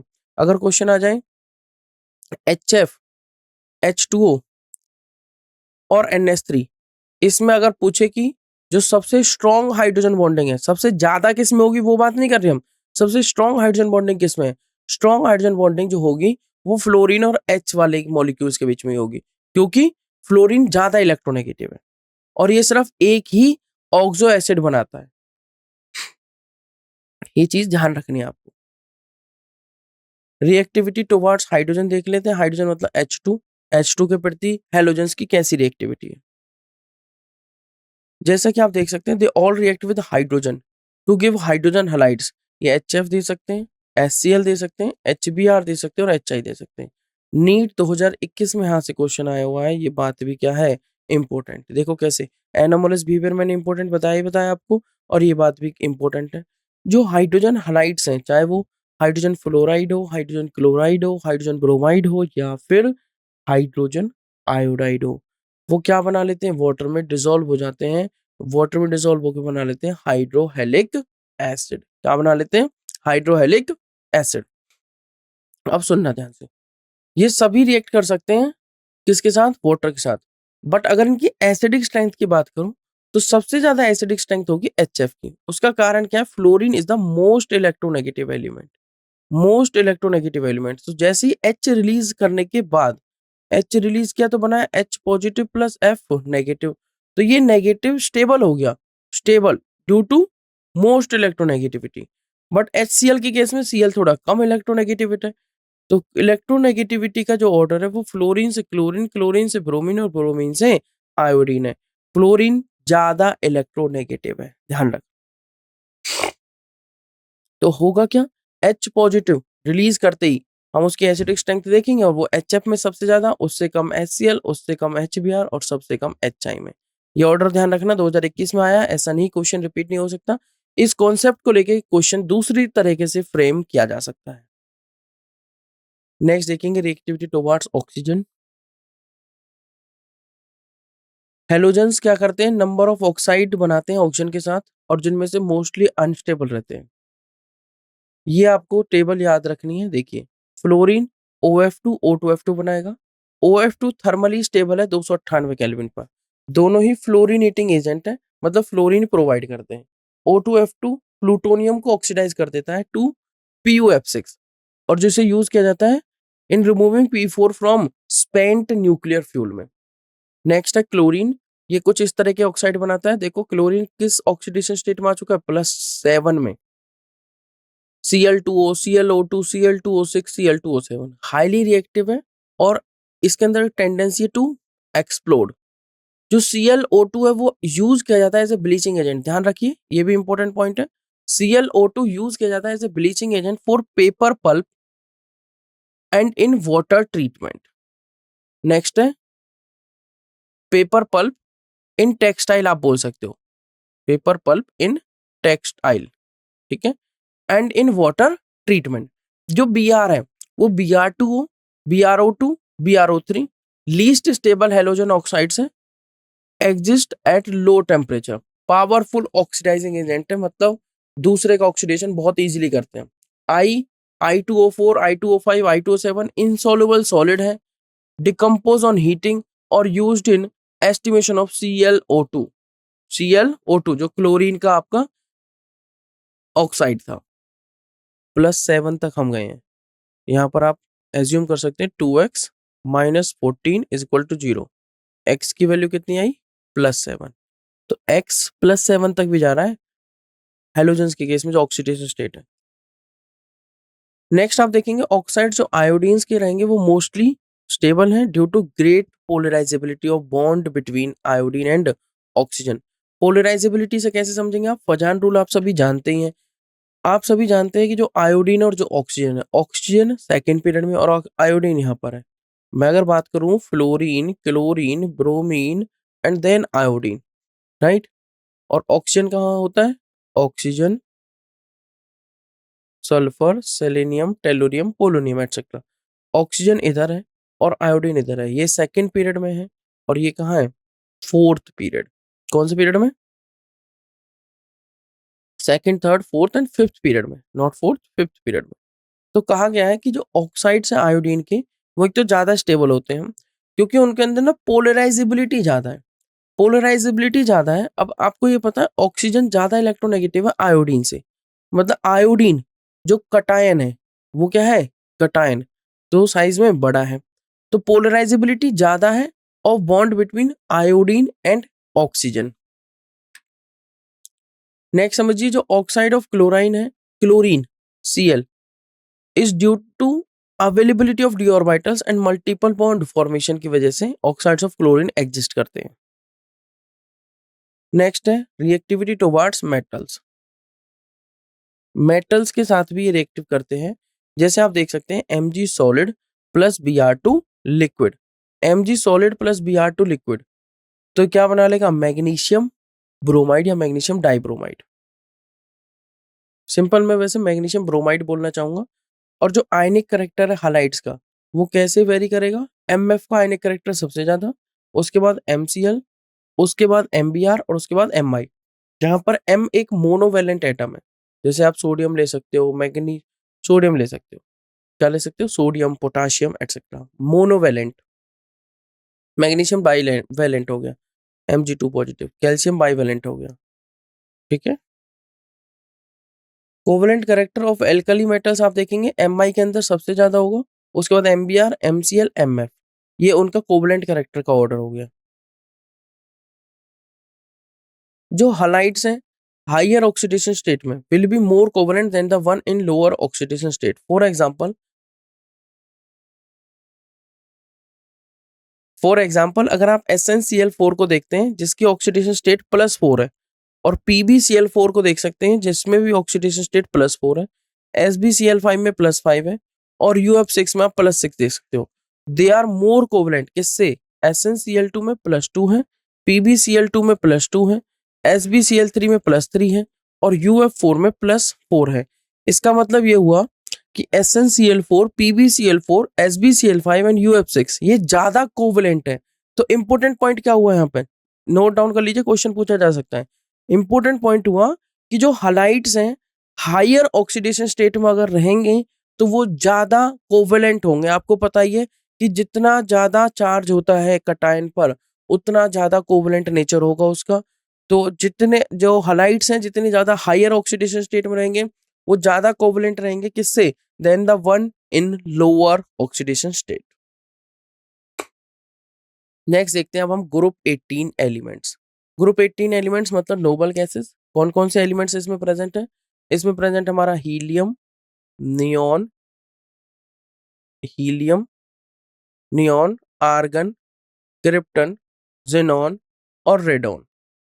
Argon, krypton, xenon, radon and oganesson. 118 number element है oganesson. These are chemically unreactive, not reactive, इसलिए इन्हें हम क्या कह देते हैं? Termed as noble gases.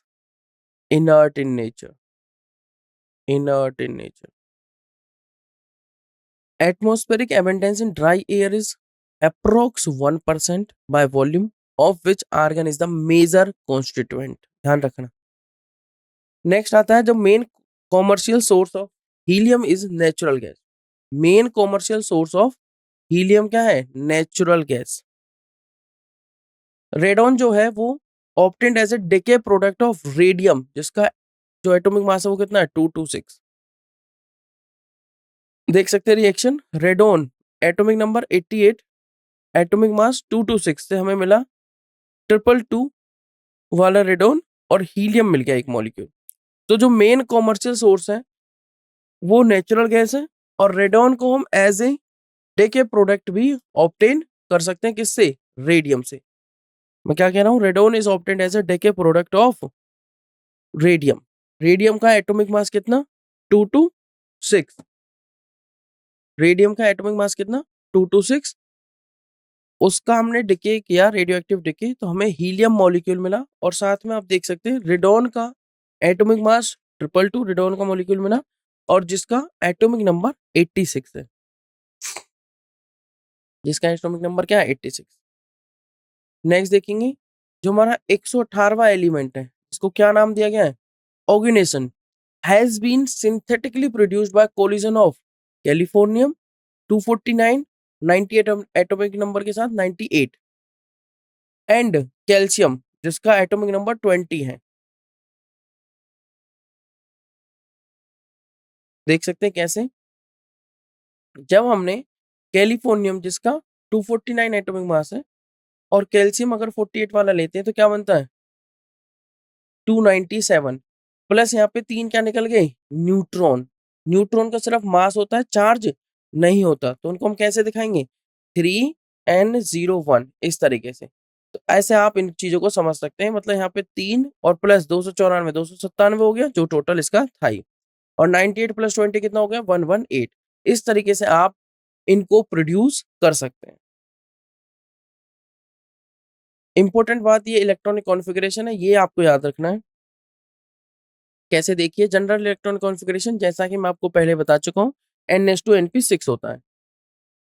आप देख सकते हैं हीलियम का 1s2, नियॉन का आप हीलियम के रेस्पेक्ट में 2s2 2p6, आर्गन का 3s2 3p6, क्रिप्टन का 3d10 4s2 4p6, जिनॉन का 4d10 5s2 5p6। Similarly radon का आप देख सकते हैं 6s2 6p6, और 118वें एलिमेंट का आप देख सकते हैं 7s2 7p6। 7s2 7p6। ये एलिमेंट्स जो ऑक्यूपाई करते हैं position between the most electronegative element halogens and the most electropositive element alkali metals. Thus zero group elements are neither electropositive nor electronegative in nature. ना तो electropositive है ना electronegative है। Electronegative कौन है ज्यादा? हेलोजेंस। और इलेक्ट्रोपॉजिटिव कौन है? Alkali metals. हीलियम का जो इलेक्ट्रॉनिक कॉन्फ़िगरेशन है वो 1s2 है। मतलब इसमें ऑक्टेट नहीं देखते हम, क्या देखते हैं? डुप्लेट। क्या देखते हैं? डुप्लेट, मतलब 2 इलेक्ट्रॉन होने चाहिए। बिकॉज ऑफ डुप्लेट हीलियम के लिए एंड ऑक्टेट कॉन्फ़िगरेशन बाकी नोबल गैसेस के लिए दे शो जीरो ऑक्सीडेशन स्टेट। कैसे ऑक्सीडेशन स्टेट शो करते हैं? Zero oxidation state. Oxidation state ना कह वैलेंसी कहूंगा। दे शो जीरो वैलेंसी। वैलेंसी का मतलब होता है एक वर्ड में कंबाइनिंग कैपेसिटी। मतलब वो ना किसी से जुड़ना चाहते हैं, कैसे? ना इलेक्ट्रॉन लूज करके ना गेन करके, क्योंकि उनका ऑक्टेट कंप्लीट है। तो दे शो जीरो वैलेंसी, इसीलिए इनको जीरो ग्रुप में कहा गया था। मेंडलीफ की पीरियोडिक टेबल में इनको जीरो ग्रुप में रखा गया था। And they are almost chemically inert in nature. अब जो क्वेश्चन बनते हैं वो यहां से बनते हैं, ये समझिए। Ionisation enthalpy. Stable electronic configuration की वजह से, क्योंकि इनका इलेक्ट्रॉनिक कॉन्फ़िगरेशन तो स्टेबल हो गया, तो ये गैसेस कैसे शो करेंगे? High ionization enthalpy. ना इनसे इलेक्ट्रॉन रिमूव कराना बहुत मुश्किल है। कारण क्या है? क्योंकि इनका ऑक्टेट कंप्लीट है। ऑक्टेट कंप्लीट है तो ये बहुत जल्दी से एनर्जी, बहुत जल्दी से इलेक्ट्रॉन को लूज नहीं करेंगे और हाई एनर्जी की रिक्वायरमेंट होगी। बट आप ये चीज भी ध्यान देखिए, जैसे जैसे आप डाउन द ग्रुप मूव करते हैं एटॉमिक साइज बढ़ता है, तो वही होल्ड जो न्यूक्लियस का इलेक्ट्रॉन्स पर लास्ट शेल की, वो डिक्रीज होने लगता है। तो अगर आप एनर्जी प्रोवाइड करके इनका आयनाइजेशन कर भी रहे हैं, तो वो ionisation enthalpy top to bottom जाने पर डिक्रीज करेगी, जैसा सभी ग्रुप्स के लिए करती है। मतलब helium to neon, neon to argon, argon to krypton, krypton to xenon, radon etcetera. इधर जाने पर ionisation enthalpy decreases due to increase in atomic size. Atomic radii की अगर बात करें, तो एटॉमिक रेडियाई क्या होनी चाहिए? Atomic radii down the group जाने पर इंक्रीज करती है, क्योंकि एटॉमिक नंबर बढ़ता है। And they also have largest radii in their respective periods. अपने पीरियड में अगर बात करें तो सबसे ज्यादा रेडियाई इनकी होती है, जो कि होती है वैन डर वाल रेडियाई, जो कि ग्रेटर है किससे? कोवलेंट रेडियाई से। इसका कारण ये है कि इनका ऑक्टेट तो कंप्लीट है। मान लीजिए हीलियम ये मॉलिक्यूल और दूसरा हीलियम ये मॉलिक्यूल, तो ये किसी से इंटरेक्शन तो कर नहीं रहे, तो आपस में ये जितना क्लोज आ सकते हैं उतना क्लोज आएंगे, और फिर इनके न्यूक्लियस को मेजर करके इनकी रेडियस निकाली जाती है। कौन सी होती है? जो VDW, मतलब वैन डर वाल रेडियाई। नेक्स्ट आ जाता है electron gain enthalpy. Electron gain enthalpy word से समझिए, इलेक्ट्रॉन गेन कराना है, बट इनका तो ऑक्टेट ऑलरेडी कंप्लीट है। ऑक्टेट अगर कंप्लीट है तो इलेक्ट्रॉन गेन करना चाहेंगे? नहीं करना चाहेंगे। करेंगे भी तो बहुत मुश्किल से करेंगे, और दूसरी energy, higher energy subshell में या शेल में भेजेंगे।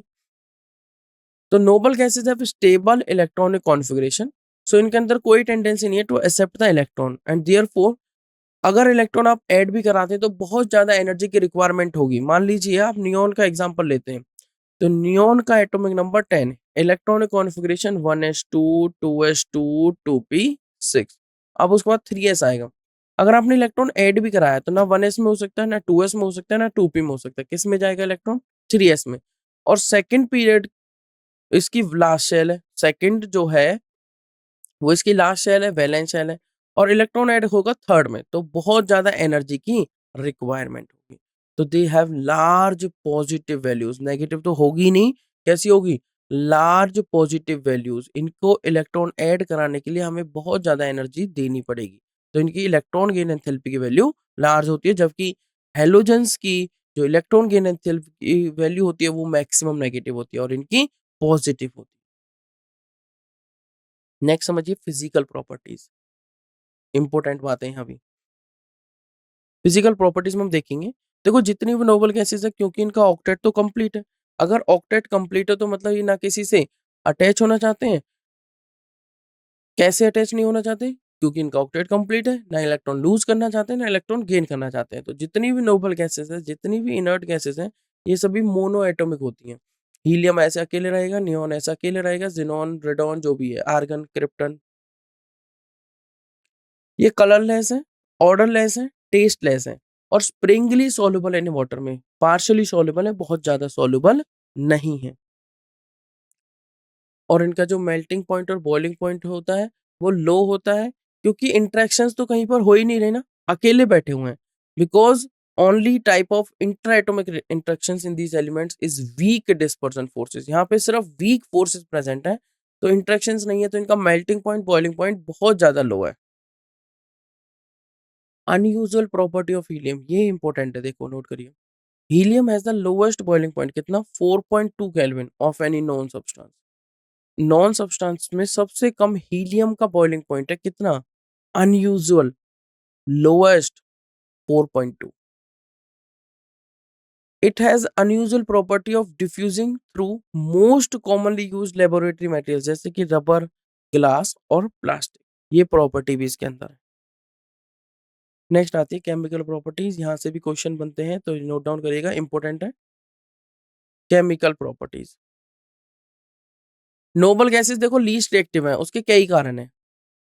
फर्स्ट है stable inert gas configuration, octet complete. Second, high ionization energy और more positive electron gain enthalpy, बहुत ज्यादा इलेक्ट्रॉन गेन एंथैल्पी, मैं कहूँ बहुत ज्यादा एनर्जी की रिक्वायरमेंट है इनमें इलेक्ट्रॉन ऐड कराने के लिए। No true compounds of argon, neon और हीलियम आर नॉन। क्रिप्टन और जिनॉन कुछ कंपाउंड्स बना लेते हैं, क्रिप्टन फॉर्म्स प्योर कंपाउंड्स और जिनॉन कुछ कंपाउंड्स बना लेता है। जो फर्स्ट नोबल गैस का कंपाउंड मिला वो नील बर्टलेट ने बनाया, was isolated by Neil Bartlett. कैसे, उन्होंने जिनॉन का कंपाउंड बनाया which was formulated as xenon positive PTF6 negative. जो PTF6 और जिनॉन के मिक्सचर से बना, वो कैसे पता लगा, कि ये पता लगा क्योंकि ऑक्सीजन और जिनॉन की इलेक्ट्रॉन जो, मैं कहूं आयनाइजेशन जो एंथैल्पी है वो नियरली सेम थी, और PTF6 ने क्या किया, आयनाइज कर दिया, एक तरह से इलेक्ट्रॉन यहां से रिमूव हो गया और PTF6 ने गेन कर लिया। उसके बाद जिनॉन के कुछ कंपाउंड्स बनने लगे। After this a number of compounds mainly with the most electronegative elements like fluorine oxygen, जैसे XgO2, XgO3, लाइक इस टाइप के कंपाउंड्स बनने लगे। XgOF4 have been synthesized. उसका कारण क्या था, नील बर्टलेट ने ये देखा कि अगर PTF6 ऑक्सीजन को आयनाइज कर सकता है, तो इनकी जो एनर्जी है O2 पॉजिटिव अगर बन सकता है PTF6 के थ्रू, तो जिनॉन की जो आयनाइजेशन एनर्जी वो नियरली इक्वल है O2 पॉजिटिव के, O2 को आयनाइज करने की एनर्जी की। तो क्या हुआ, जिनॉन को भी कर सकता है, तो वो करके देखा तो वो सक्सेसफुल हुए। ठीक है, तो यहां से पहला नोबल गैस कंपाउंड मिला, ये भी इंपॉर्टेंट पॉइंट है, क्वेश्चन बन सकता है, नोट डाउन कर लीजिए, ये तो हमारी लोअर ग्रेड्स में भी हम पढ़ते हैं। ठीक है, तो अब हम थोड़ी देर में स्टार्ट करेंगे अपनी PYQs का सेशन। फर्स्ट क्वेश्चन नीट 2021 में आया हुआ है। क्वेश्चन क्या कह रहा है, नोबल गैसेस मतलब इनर्ट गैसेस, जो नॉट रिएक्टिव गैसेस हैं, जिनका ऑक्टेट कंप्लीट है, जो ना इलेक्ट्रॉन लूज करना चाहते हैं ना इलेक्ट्रॉन गेन करना चाहते हैं, जो जीरो वैलेंसी शो करते हैं, they are named because of their inertness towards reactivity. Identify an incorrect statement about them quickly, everyone reply करिए चैट बॉक्स में, what should be the correct answer. Option A, noble gases have large positive values of electron gain enthalpy, हमें बताना है incorrect statement. Definitely ये electron add ही नहीं करना चाहते अपने अंदर, फिर भी हम जबरदस्ती फोर्सफुली अगर ऐड कराते हैं तो हमें एनर्जी प्रोवाइड करनी होगी, मतलब इनकी इलेक्ट्रॉन गेन एंथैल्पी नेगेटिव नहीं होगी, पॉजिटिव होगी। तो ये तो करेक्ट स्टेटमेंट है, तो आंसर नहीं होगा। Noble gases are sparingly soluble in water, बिल्कुल ठीक बात है। Noble gases have very high melting and boiling point, noble gases का मेल्टिंग बॉइलिंग पॉइंट, आप देखिए, मान लीजिए अगर मैं हीलियम की बात करूं, तो आप यहां पर देखेंगे ये हीलियम का मॉलिक्यूल, ये दूसरे हीलियम का मॉलिक्यूल, तो क्या होगा, इन हीलियम हीलियम के मॉलिक्यूल के बीच में कोई इंटरेक्शन नहीं है, या मैं कहूं इनके बीच में वीक डिस्पर्जन फोर्सेस है। अगर यहाँ पर वीक फोर्सेस है तो इसका मतलब ये हुआ कि इनको थोड़ा सा हीट करने पर ये बॉयल हो जाएंगे, तो ये क्या कहेंगे हम, इनका बॉइलिंग पॉइंट और मेल्टिंग पॉइंट क्या होगा, लो होगा, हाई नहीं होगा। जैसे ऑप्शन सी में क्या लिखा हुआ है, have very high melting point and boiling point, तो ये क्या हुआ आपका रॉन्ग। मतलब हमारा जो करेक्ट आंसर हुआ, इनकरेक्ट स्टेटमेंट इसमें पूछी हुई है, इनकरेक्ट स्टेटमेंट जो पूछी हुई है वो होगा ऑप्शन सी। डी को भी देख लेते हैं, दे हैव वीक डिस्पर्जन फोर्सेस, तभी तो मेल्टिंग पॉइंट और बॉइलिंग पॉइंट आपके क्या है, लो है, हाई नहीं है। तो ये भी हमारी करेक्ट स्टेटमेंट है, मतलब ए बी डी करेक्ट है, इसलिए ये इस क्वेश्चन का आंसर नहीं है।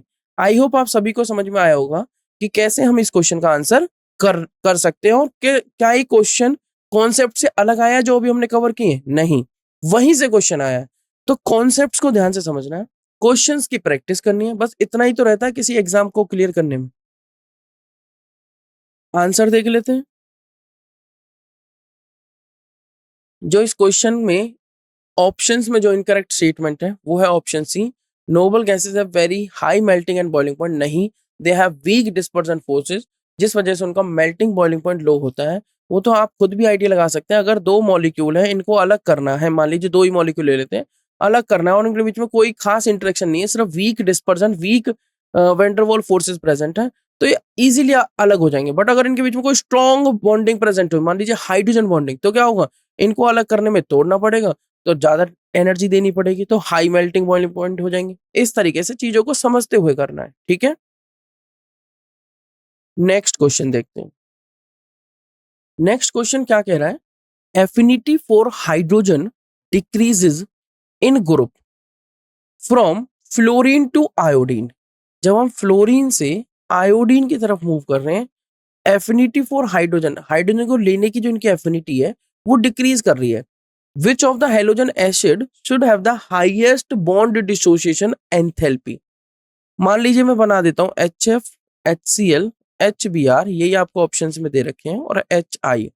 तो कह रहा है किसकी किसकी सबसे ज्यादा हाई बॉन्ड डिसोसिएशन एंथैल्पी होगी, किस बॉन्ड को तोड़ने के लिए सबसे ज्यादा एनर्जी प्रोवाइड करनी होगी।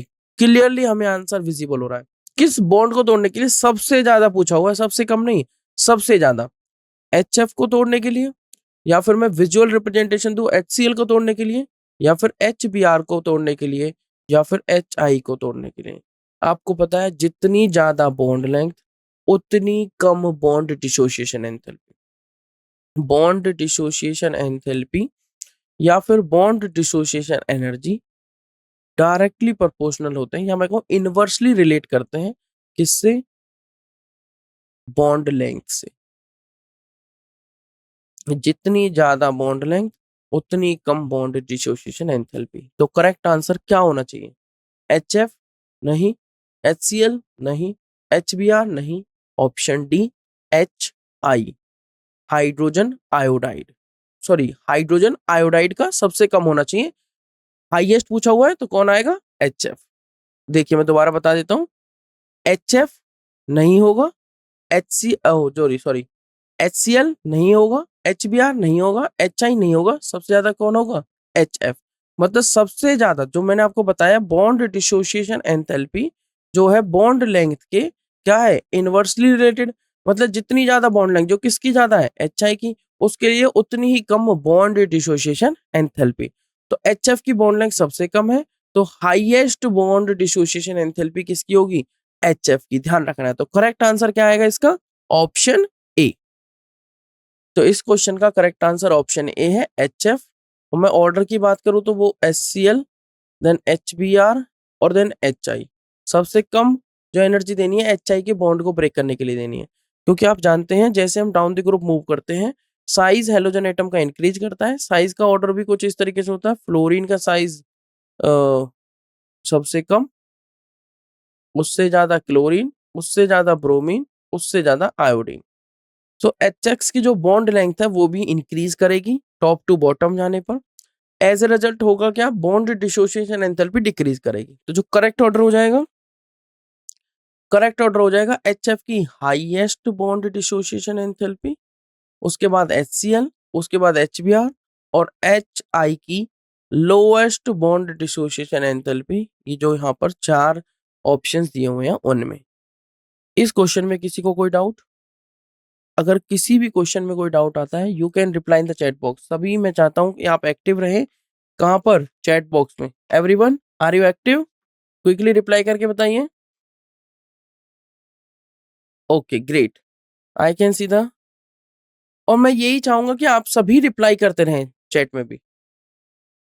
जैसे ही मैं आपको क्वेश्चन शो करूं आप क्वेश्चन को समझिए, और क्वेश्चन को समझने के बाद उसका रिप्लाई करिए। देखो दो ही तरह के आंसर आएंगे, ईदर करेक्ट और रॉन्ग।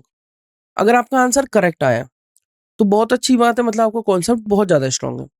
अगर मान लीजिए आपका आंसर इनकरेक्ट आया तो मैं आपको करेक्ट आंसर बताऊंगा, जिससे आप जो सिली मिस्टेक करेंगे ना वो खत्म हो जाएगी। अच्छा, इन वर्ड्स को ना बहुत ध्यान से समझना है, highest, lowest, correct, incorrect, true, false, यहाँ पर हम मिस्टेक्स कर जाते हैं। तो मैं सभी से यही सजेशन दूंगा कि आप सभी चैट बॉक्स में एक्टिव रहकर क्वेश्चंस के आंसर का रिप्लाई करिए, ठीक है। ये रहा नेक्स्ट क्वेश्चन, बड़ा ही सिंपल क्वेश्चन है। The correct order of reactivity of halogens with alkalis, कौन सा हेलोजन सबसे ज्यादा रिएक्टिव होगा एल्कली के साथ? क्विकली रिप्लाई करिए चैट बॉक्स में। एक ऑर्डर दे रखा है कि फ्लोरीन सबसे ज्यादा, आयोडीन सबसे कम, टॉप टू बॉटम मूव कर रहे हैं। एक दे रखा है कि आयोडीन, फ्लोरीन से ज्यादा क्लोरीन, क्लोरीन सबसे ज्यादा, मतलब क्लोरीन से कम है ब्रोमीन, और ब्रोमीन से ज्यादा आयोडीन। ये कुछ अजीब सा ऑर्डर बना रखा है। देन फ्लोरीन सबसे कम और आयोडीन सबसे ज्यादा, देन फ्लोरीन से ज्यादा क्लोरीन, क्लोरीन से ज्यादा ब्रोमीन, और ब्रोमीन ज्यादा है आयोडीन से। तो बताइए क्या ऑर्डर होना चाहिए? Mostly students are replying with option A. तो देखो, आप बी और डी को तो इनकरेक्ट कर दीजिए या नहीं, बताइए क्या कोई एक्सेप्शन भी हो सकता है? चलिए देख लेते हैं इसका answer. Correct answer definitely option A होगा, कोई एक्सेप्शन नहीं है। सबसे ज्यादा जो रिएक्टिव होगा वो होगा आपका फ्लोरीन, उसके बाद क्लोरीन, उसके बाद ब्रोमीन, और सबसे कम रिएक्टिव आयोडीन ही होगा। तो रिएक्टिविटी इसी ऑर्डर को फॉलो करती है।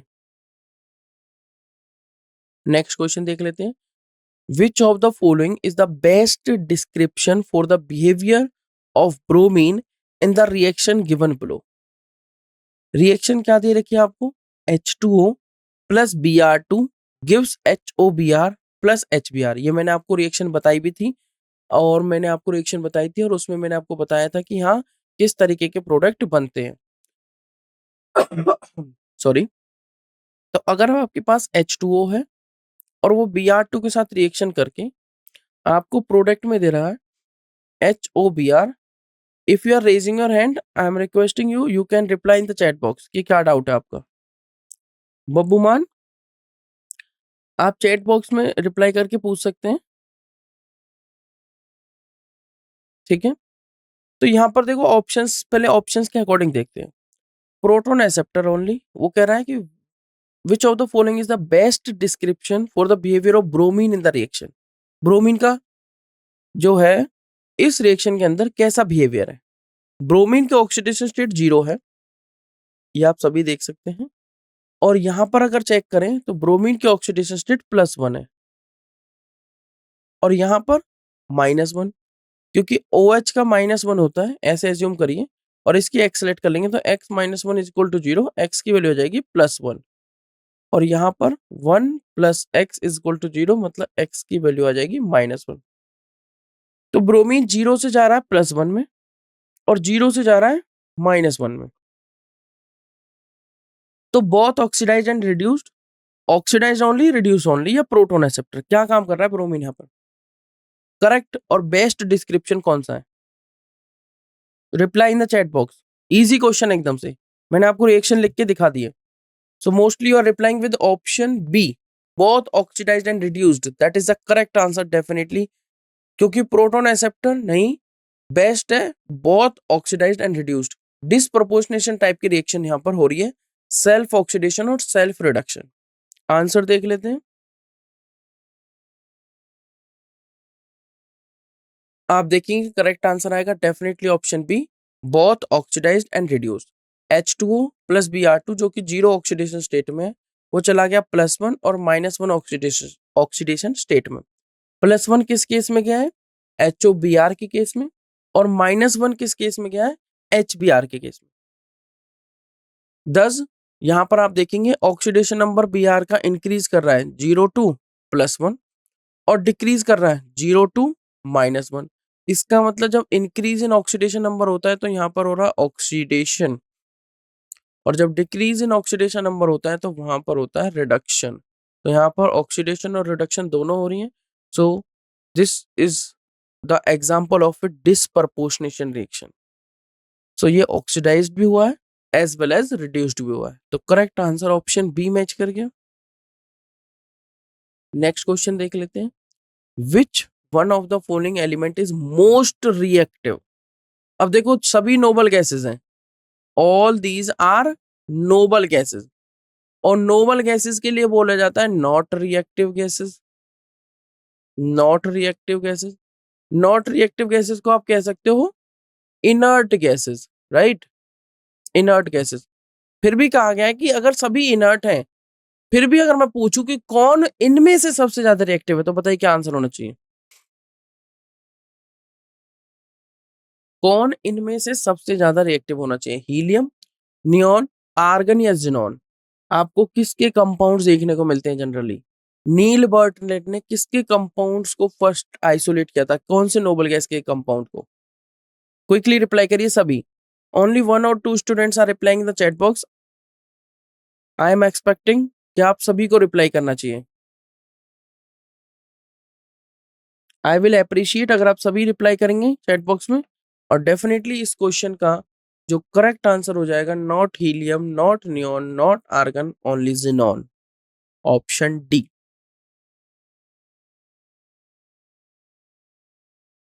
सॉल्यूशन से समझ लेते हैं। Correct answer option D xenon. Xenon form maximum compounds, कुछ कंपाउंड्स क्रिप्टन के भी मिल जाते हैं, तो सबसे ज्यादा रिएक्टिव कौन हुआ, जिनॉन। जैसे आपको Xgf2 देखने को मिल जाता है। अच्छा, मोस्टली जो ये कंपाउंड्स बनाता है वो मोस्ट इलेक्ट्रोनेगेटिव एलिमेंट फ्लोरीन और ऑक्सीजन के साथ ही बनाता है। जैसे Xgf2, XgOF4, Xgf6, F6, XgO3 and so on. इस टाइप के कंपाउंड्स आपको देखने को मिल जाते हैं। उसका कारण क्या है, जिनोन जो है वो कंपाउंड्स बना लेता है। अच्छा, नील बर्टलेट ने क्या किया था ऐसा। नील बर्टलेट ने देखा कि O2 से इलेक्ट्रॉन निकाल दिया PTF6 ने, मतलब इतनी एनर्जी प्रोवाइड कर दी कि O2 से इलेक्ट्रॉन निकल गया, तो O2 पॉजिटिव बन गया और PTF6 एक कॉम्प्लेक्स PTF6 नेगेटिव बन गया। अगर ये कंपाउंड पॉसिबल है और फिर उन्होंने देखा कि O2 से इलेक्ट्रॉन निकालने के लिए जो एनर्जी देनी है उतनी ही नियरली एनर्जी देनी है जिनोन से इलेक्ट्रॉन निकालने के लिए। उन्होंने रिएक्शन कराई जिनोन और PTF6 के बीच में, और क्या पाया, पॉजिटिव रिजल्ट। क्या पाया, पॉजिटिव रिजल्ट। क्या मिला कि हाँ, PTF6 एबल है जिनोन से। देखो, आयनाइजेशन एंथैल्पी जिनोन की हीलियम की सबसे ज्यादा, very good. Ionization enthalpy helium की सबसे ज्यादा है, मतलब इससे इलेक्ट्रॉन निकालना बहुत ज्यादा मुश्किल है। और कंपाउंड्स कब बनेंगे, जब वो इलेक्ट्रॉन लूज या गेन करे, राइट। तो हीलियम तो कभी आंसर होगा ही नहीं। Okay Ankush, I hope clear हुआ।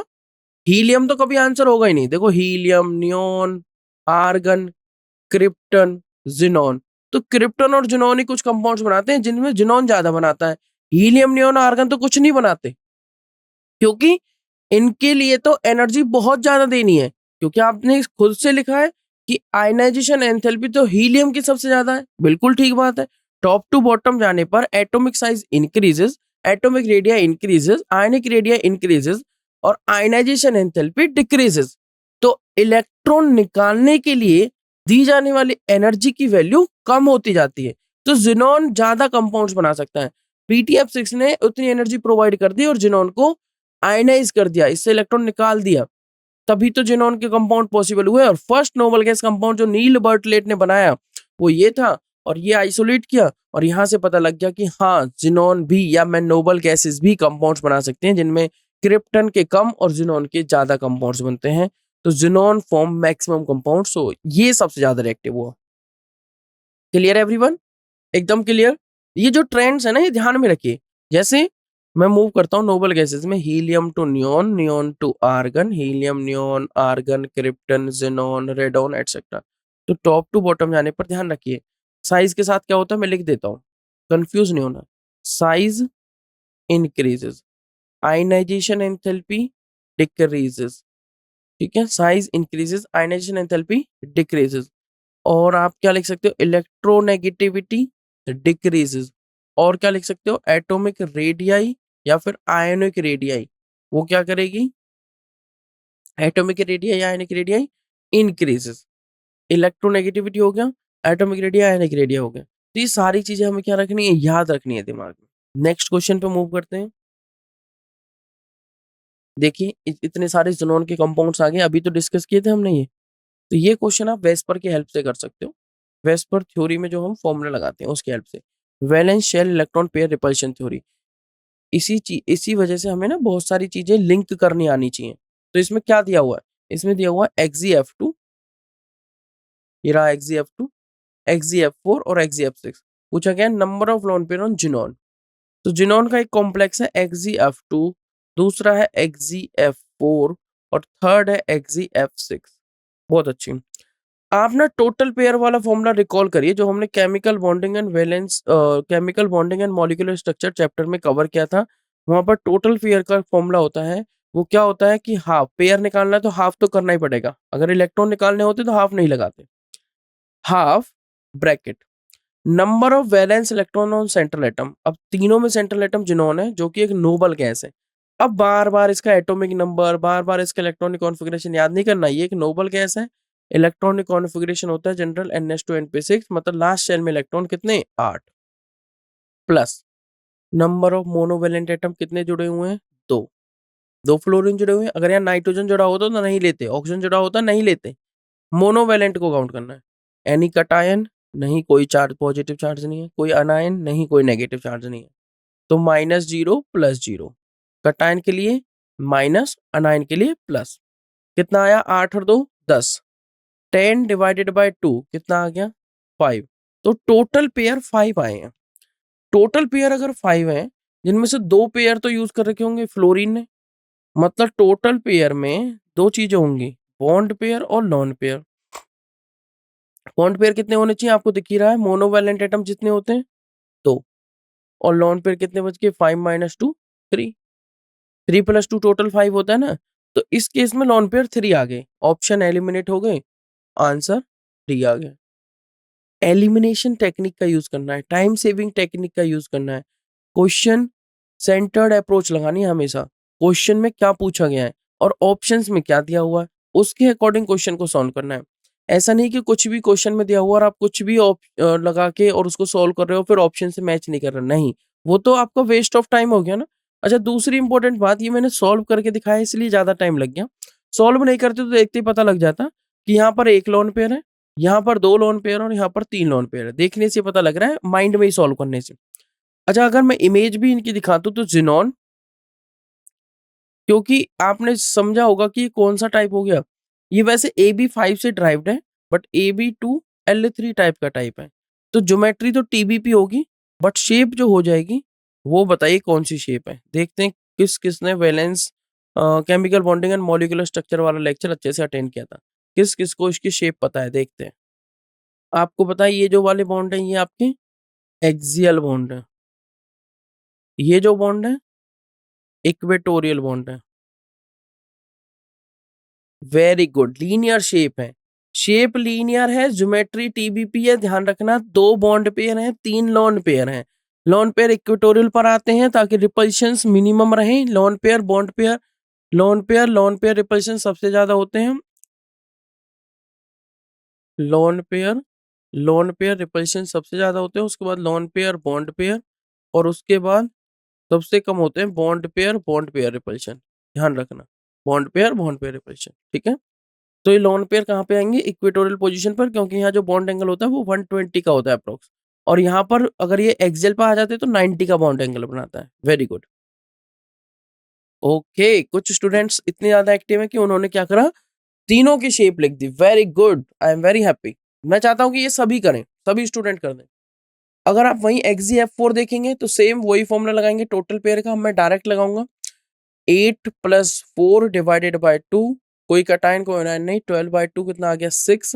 6 में से बॉन्ड पेयर कितने आपको दिख रहा है, 4 फ्लोरीन है, और लॉन पेयर कितने आ गए, 2 आ गए।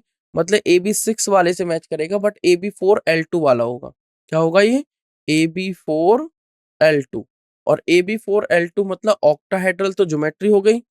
ज्योमेट्री क्या हो गई, ज्योमेट्री ऑक्टाहेड्रल, बट शेप क्या होनी चाहिए, शेप स्क्वायर प्लेनर। क्या होनी चाहिए, स्क्वायर प्लेनर। Very good. कुछ इस तरीके से जिनॉन,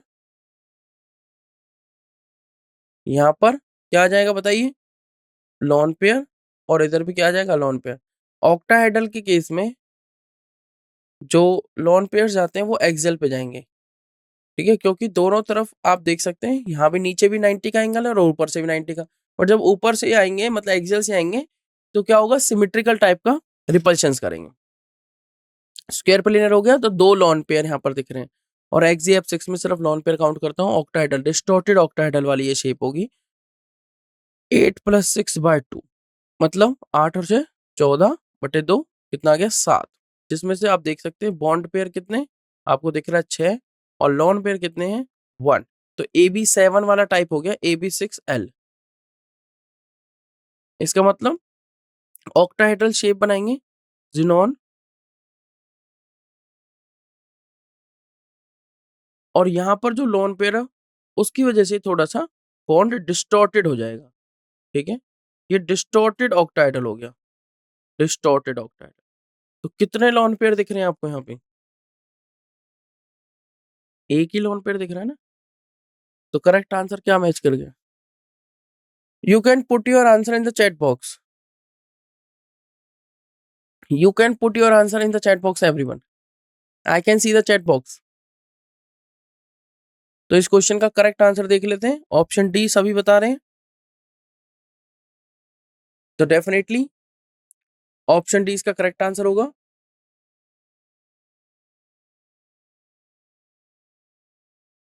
ऑप्शन डी इसका करेक्ट आंसर होगा। आप देखेंगे यहां पर कितने लोन पेयर, 3, यहां पर सेंट्रल एटम पे 2 लोन पेयर, और यहां पर सेंट्रल एटम पे 1 lone pair. Xenon has 8 electron in its valence shell, ये आपको पता है। यस यस, जहां पर प्रेरणा अभी आप मैसेज लिख रहे हैं वहां पर आप ड्रॉप कर सकते हैं, आई can see the chat box. तो करेक्ट आंसर ऑप्शन डी आया। नेक्स्ट क्वेश्चन बताइए, देखो कितना इजी क्वेश्चन आ गया, अभी कॉन्सेप्ट में कवर किया था हमने। The correct order of heat of formation of halogen acids, the correct order of heat of formation of halogen acids, HI, HBr, HCl, HF क्या होना चाहिए? Heat of formation of halogen acids, किस case में heat of formation ज्यादा और किसके case में कम? तो देख लेते हैं करेक्ट आंसर, डेफिनेटली HF के केस में ज्यादा होगी और HI के केस में कम, क्योंकि जब आप टॉप टू बॉटम मूव करते हो तो क्या होने चाहिए, टॉप टू बॉटम मूव करने पर बॉन्ड लेंथ इंक्रीज होती है तो बॉन्ड डिसोसिएशन एनर्जी डिक्रीज होती है, इसका मतलब बॉन्ड एनर्जी कम हो रही है। तो अगर आप टॉप टू बॉटम मूव करते हैं हेलोजन ग्रुप में fluorine to chlorine, chlorine to bromine, bromine to iodine, तो bond dissociation energy of hydrogen halide, जिसको हम HX से लिख सकते हैं, डिक्रीज करेगी, and heat of formation of halogen acids also decrease. भाई हीट ऑफ फॉर्मेशन HF में सबसे ज्यादा होनी चाहिए क्योंकि इसकी बॉन्ड एनर्जी सबसे ज्यादा है, उसके बाद इसका बॉन्ड सबसे स्ट्रॉन्ग मानिए HCl, फिर HBr और फिर HI। एक इंटरेस्टिंग पॉइंट और मैंने आपको बताया था, उसके बेस पर भी क्वेश्चन हम देखेंगे। HF आपको गैसियस फॉर्म में ना मिलकर लिक्विड फॉर्म में मिलता है, कोई इसका कारण बता सकता है? देखते हैं किसने क्लास अच्छे से अटेंड की है। Anyone can tell the answer? HF हमें लिक्विड फेज में मिलता है, उसका क्या कारण है? आपको ये पता है कि फ्लोरीन सबसे ज्यादा इलेक्ट्रोनेगेटिव है, फिर ऑक्सीजन, फिर नाइट्रोजन, तो HF लिक्विड फेज में मिल रहा है, उसका क्या कारण है? स्ट्रॉन्ग इंटरन्यूक्लियर हाइड्रोजन बॉन्डिंग, या इंटरमोलिकुलर बोलिए, intermolecular hydrogen bonding.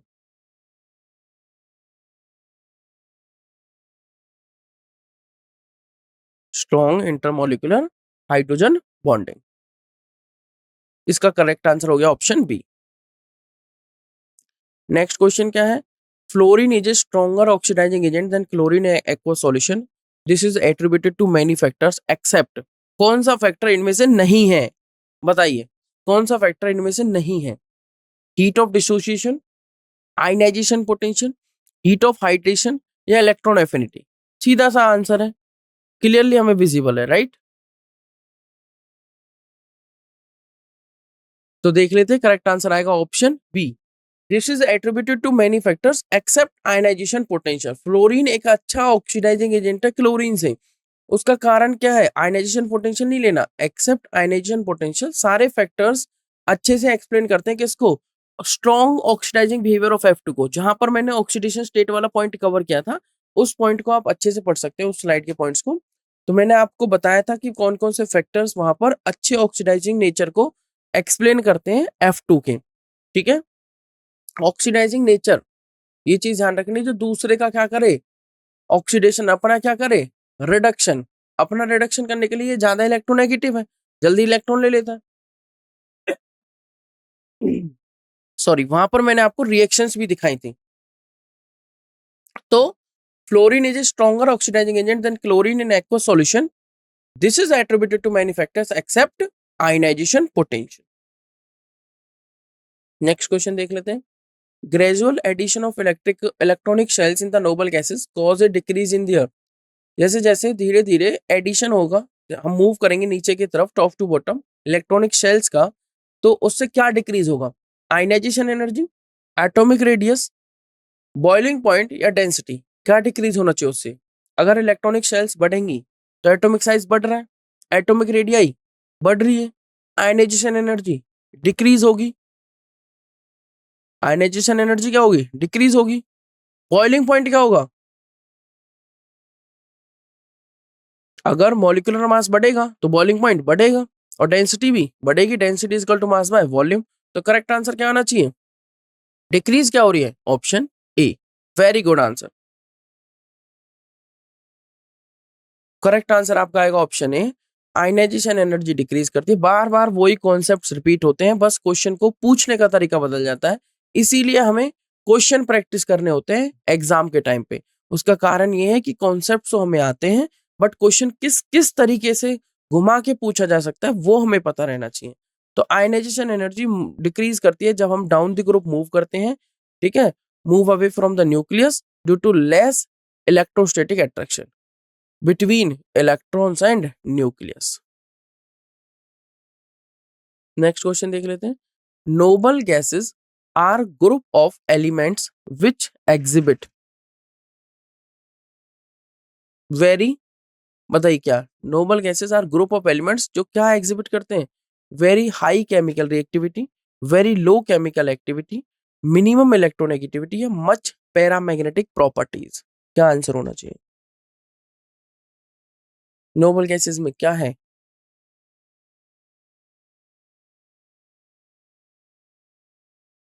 Very good answer, option B, low chemical reactivity. They are inert in nature, उनका ऑक्टेट कंप्लीट है, वो नहीं चाहते इलेक्ट्रॉन लूज गेन करना, तभी तो उन्हें नोबल गैसेस कहा जाता है। तो नोबल गैसेस क्या एग्जिबिट करते हैं? Low chemical activity, option B. Question आया, among fluorine, chlorine, bromine, iodine the lowest ionization potential किसकी होगी? सबसे कम आयनाइजेशन पोटेंशियल किसकी होगी? फ्लोरीन, क्लोरीन, ब्रोमीन, आयोडीन में से। ध्यान देना, मैंने एक्सेप्शन भी बताया था यहाँ पे।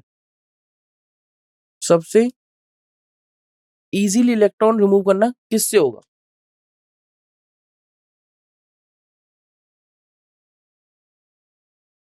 बताइए इसका answer. Fluorine, chlorine, bromine, iodine. देख लेते हैं आंसर। करेक्ट आंसर होगा option D. Top to bottom जाने पर डेफिनेटली क्या होता है? टॉप टू बॉटम जाने पर size increases, ionization potential decreases. तो सबसे लोएस्ट आयोडीन का होगा। Ionization potential decreases down the group.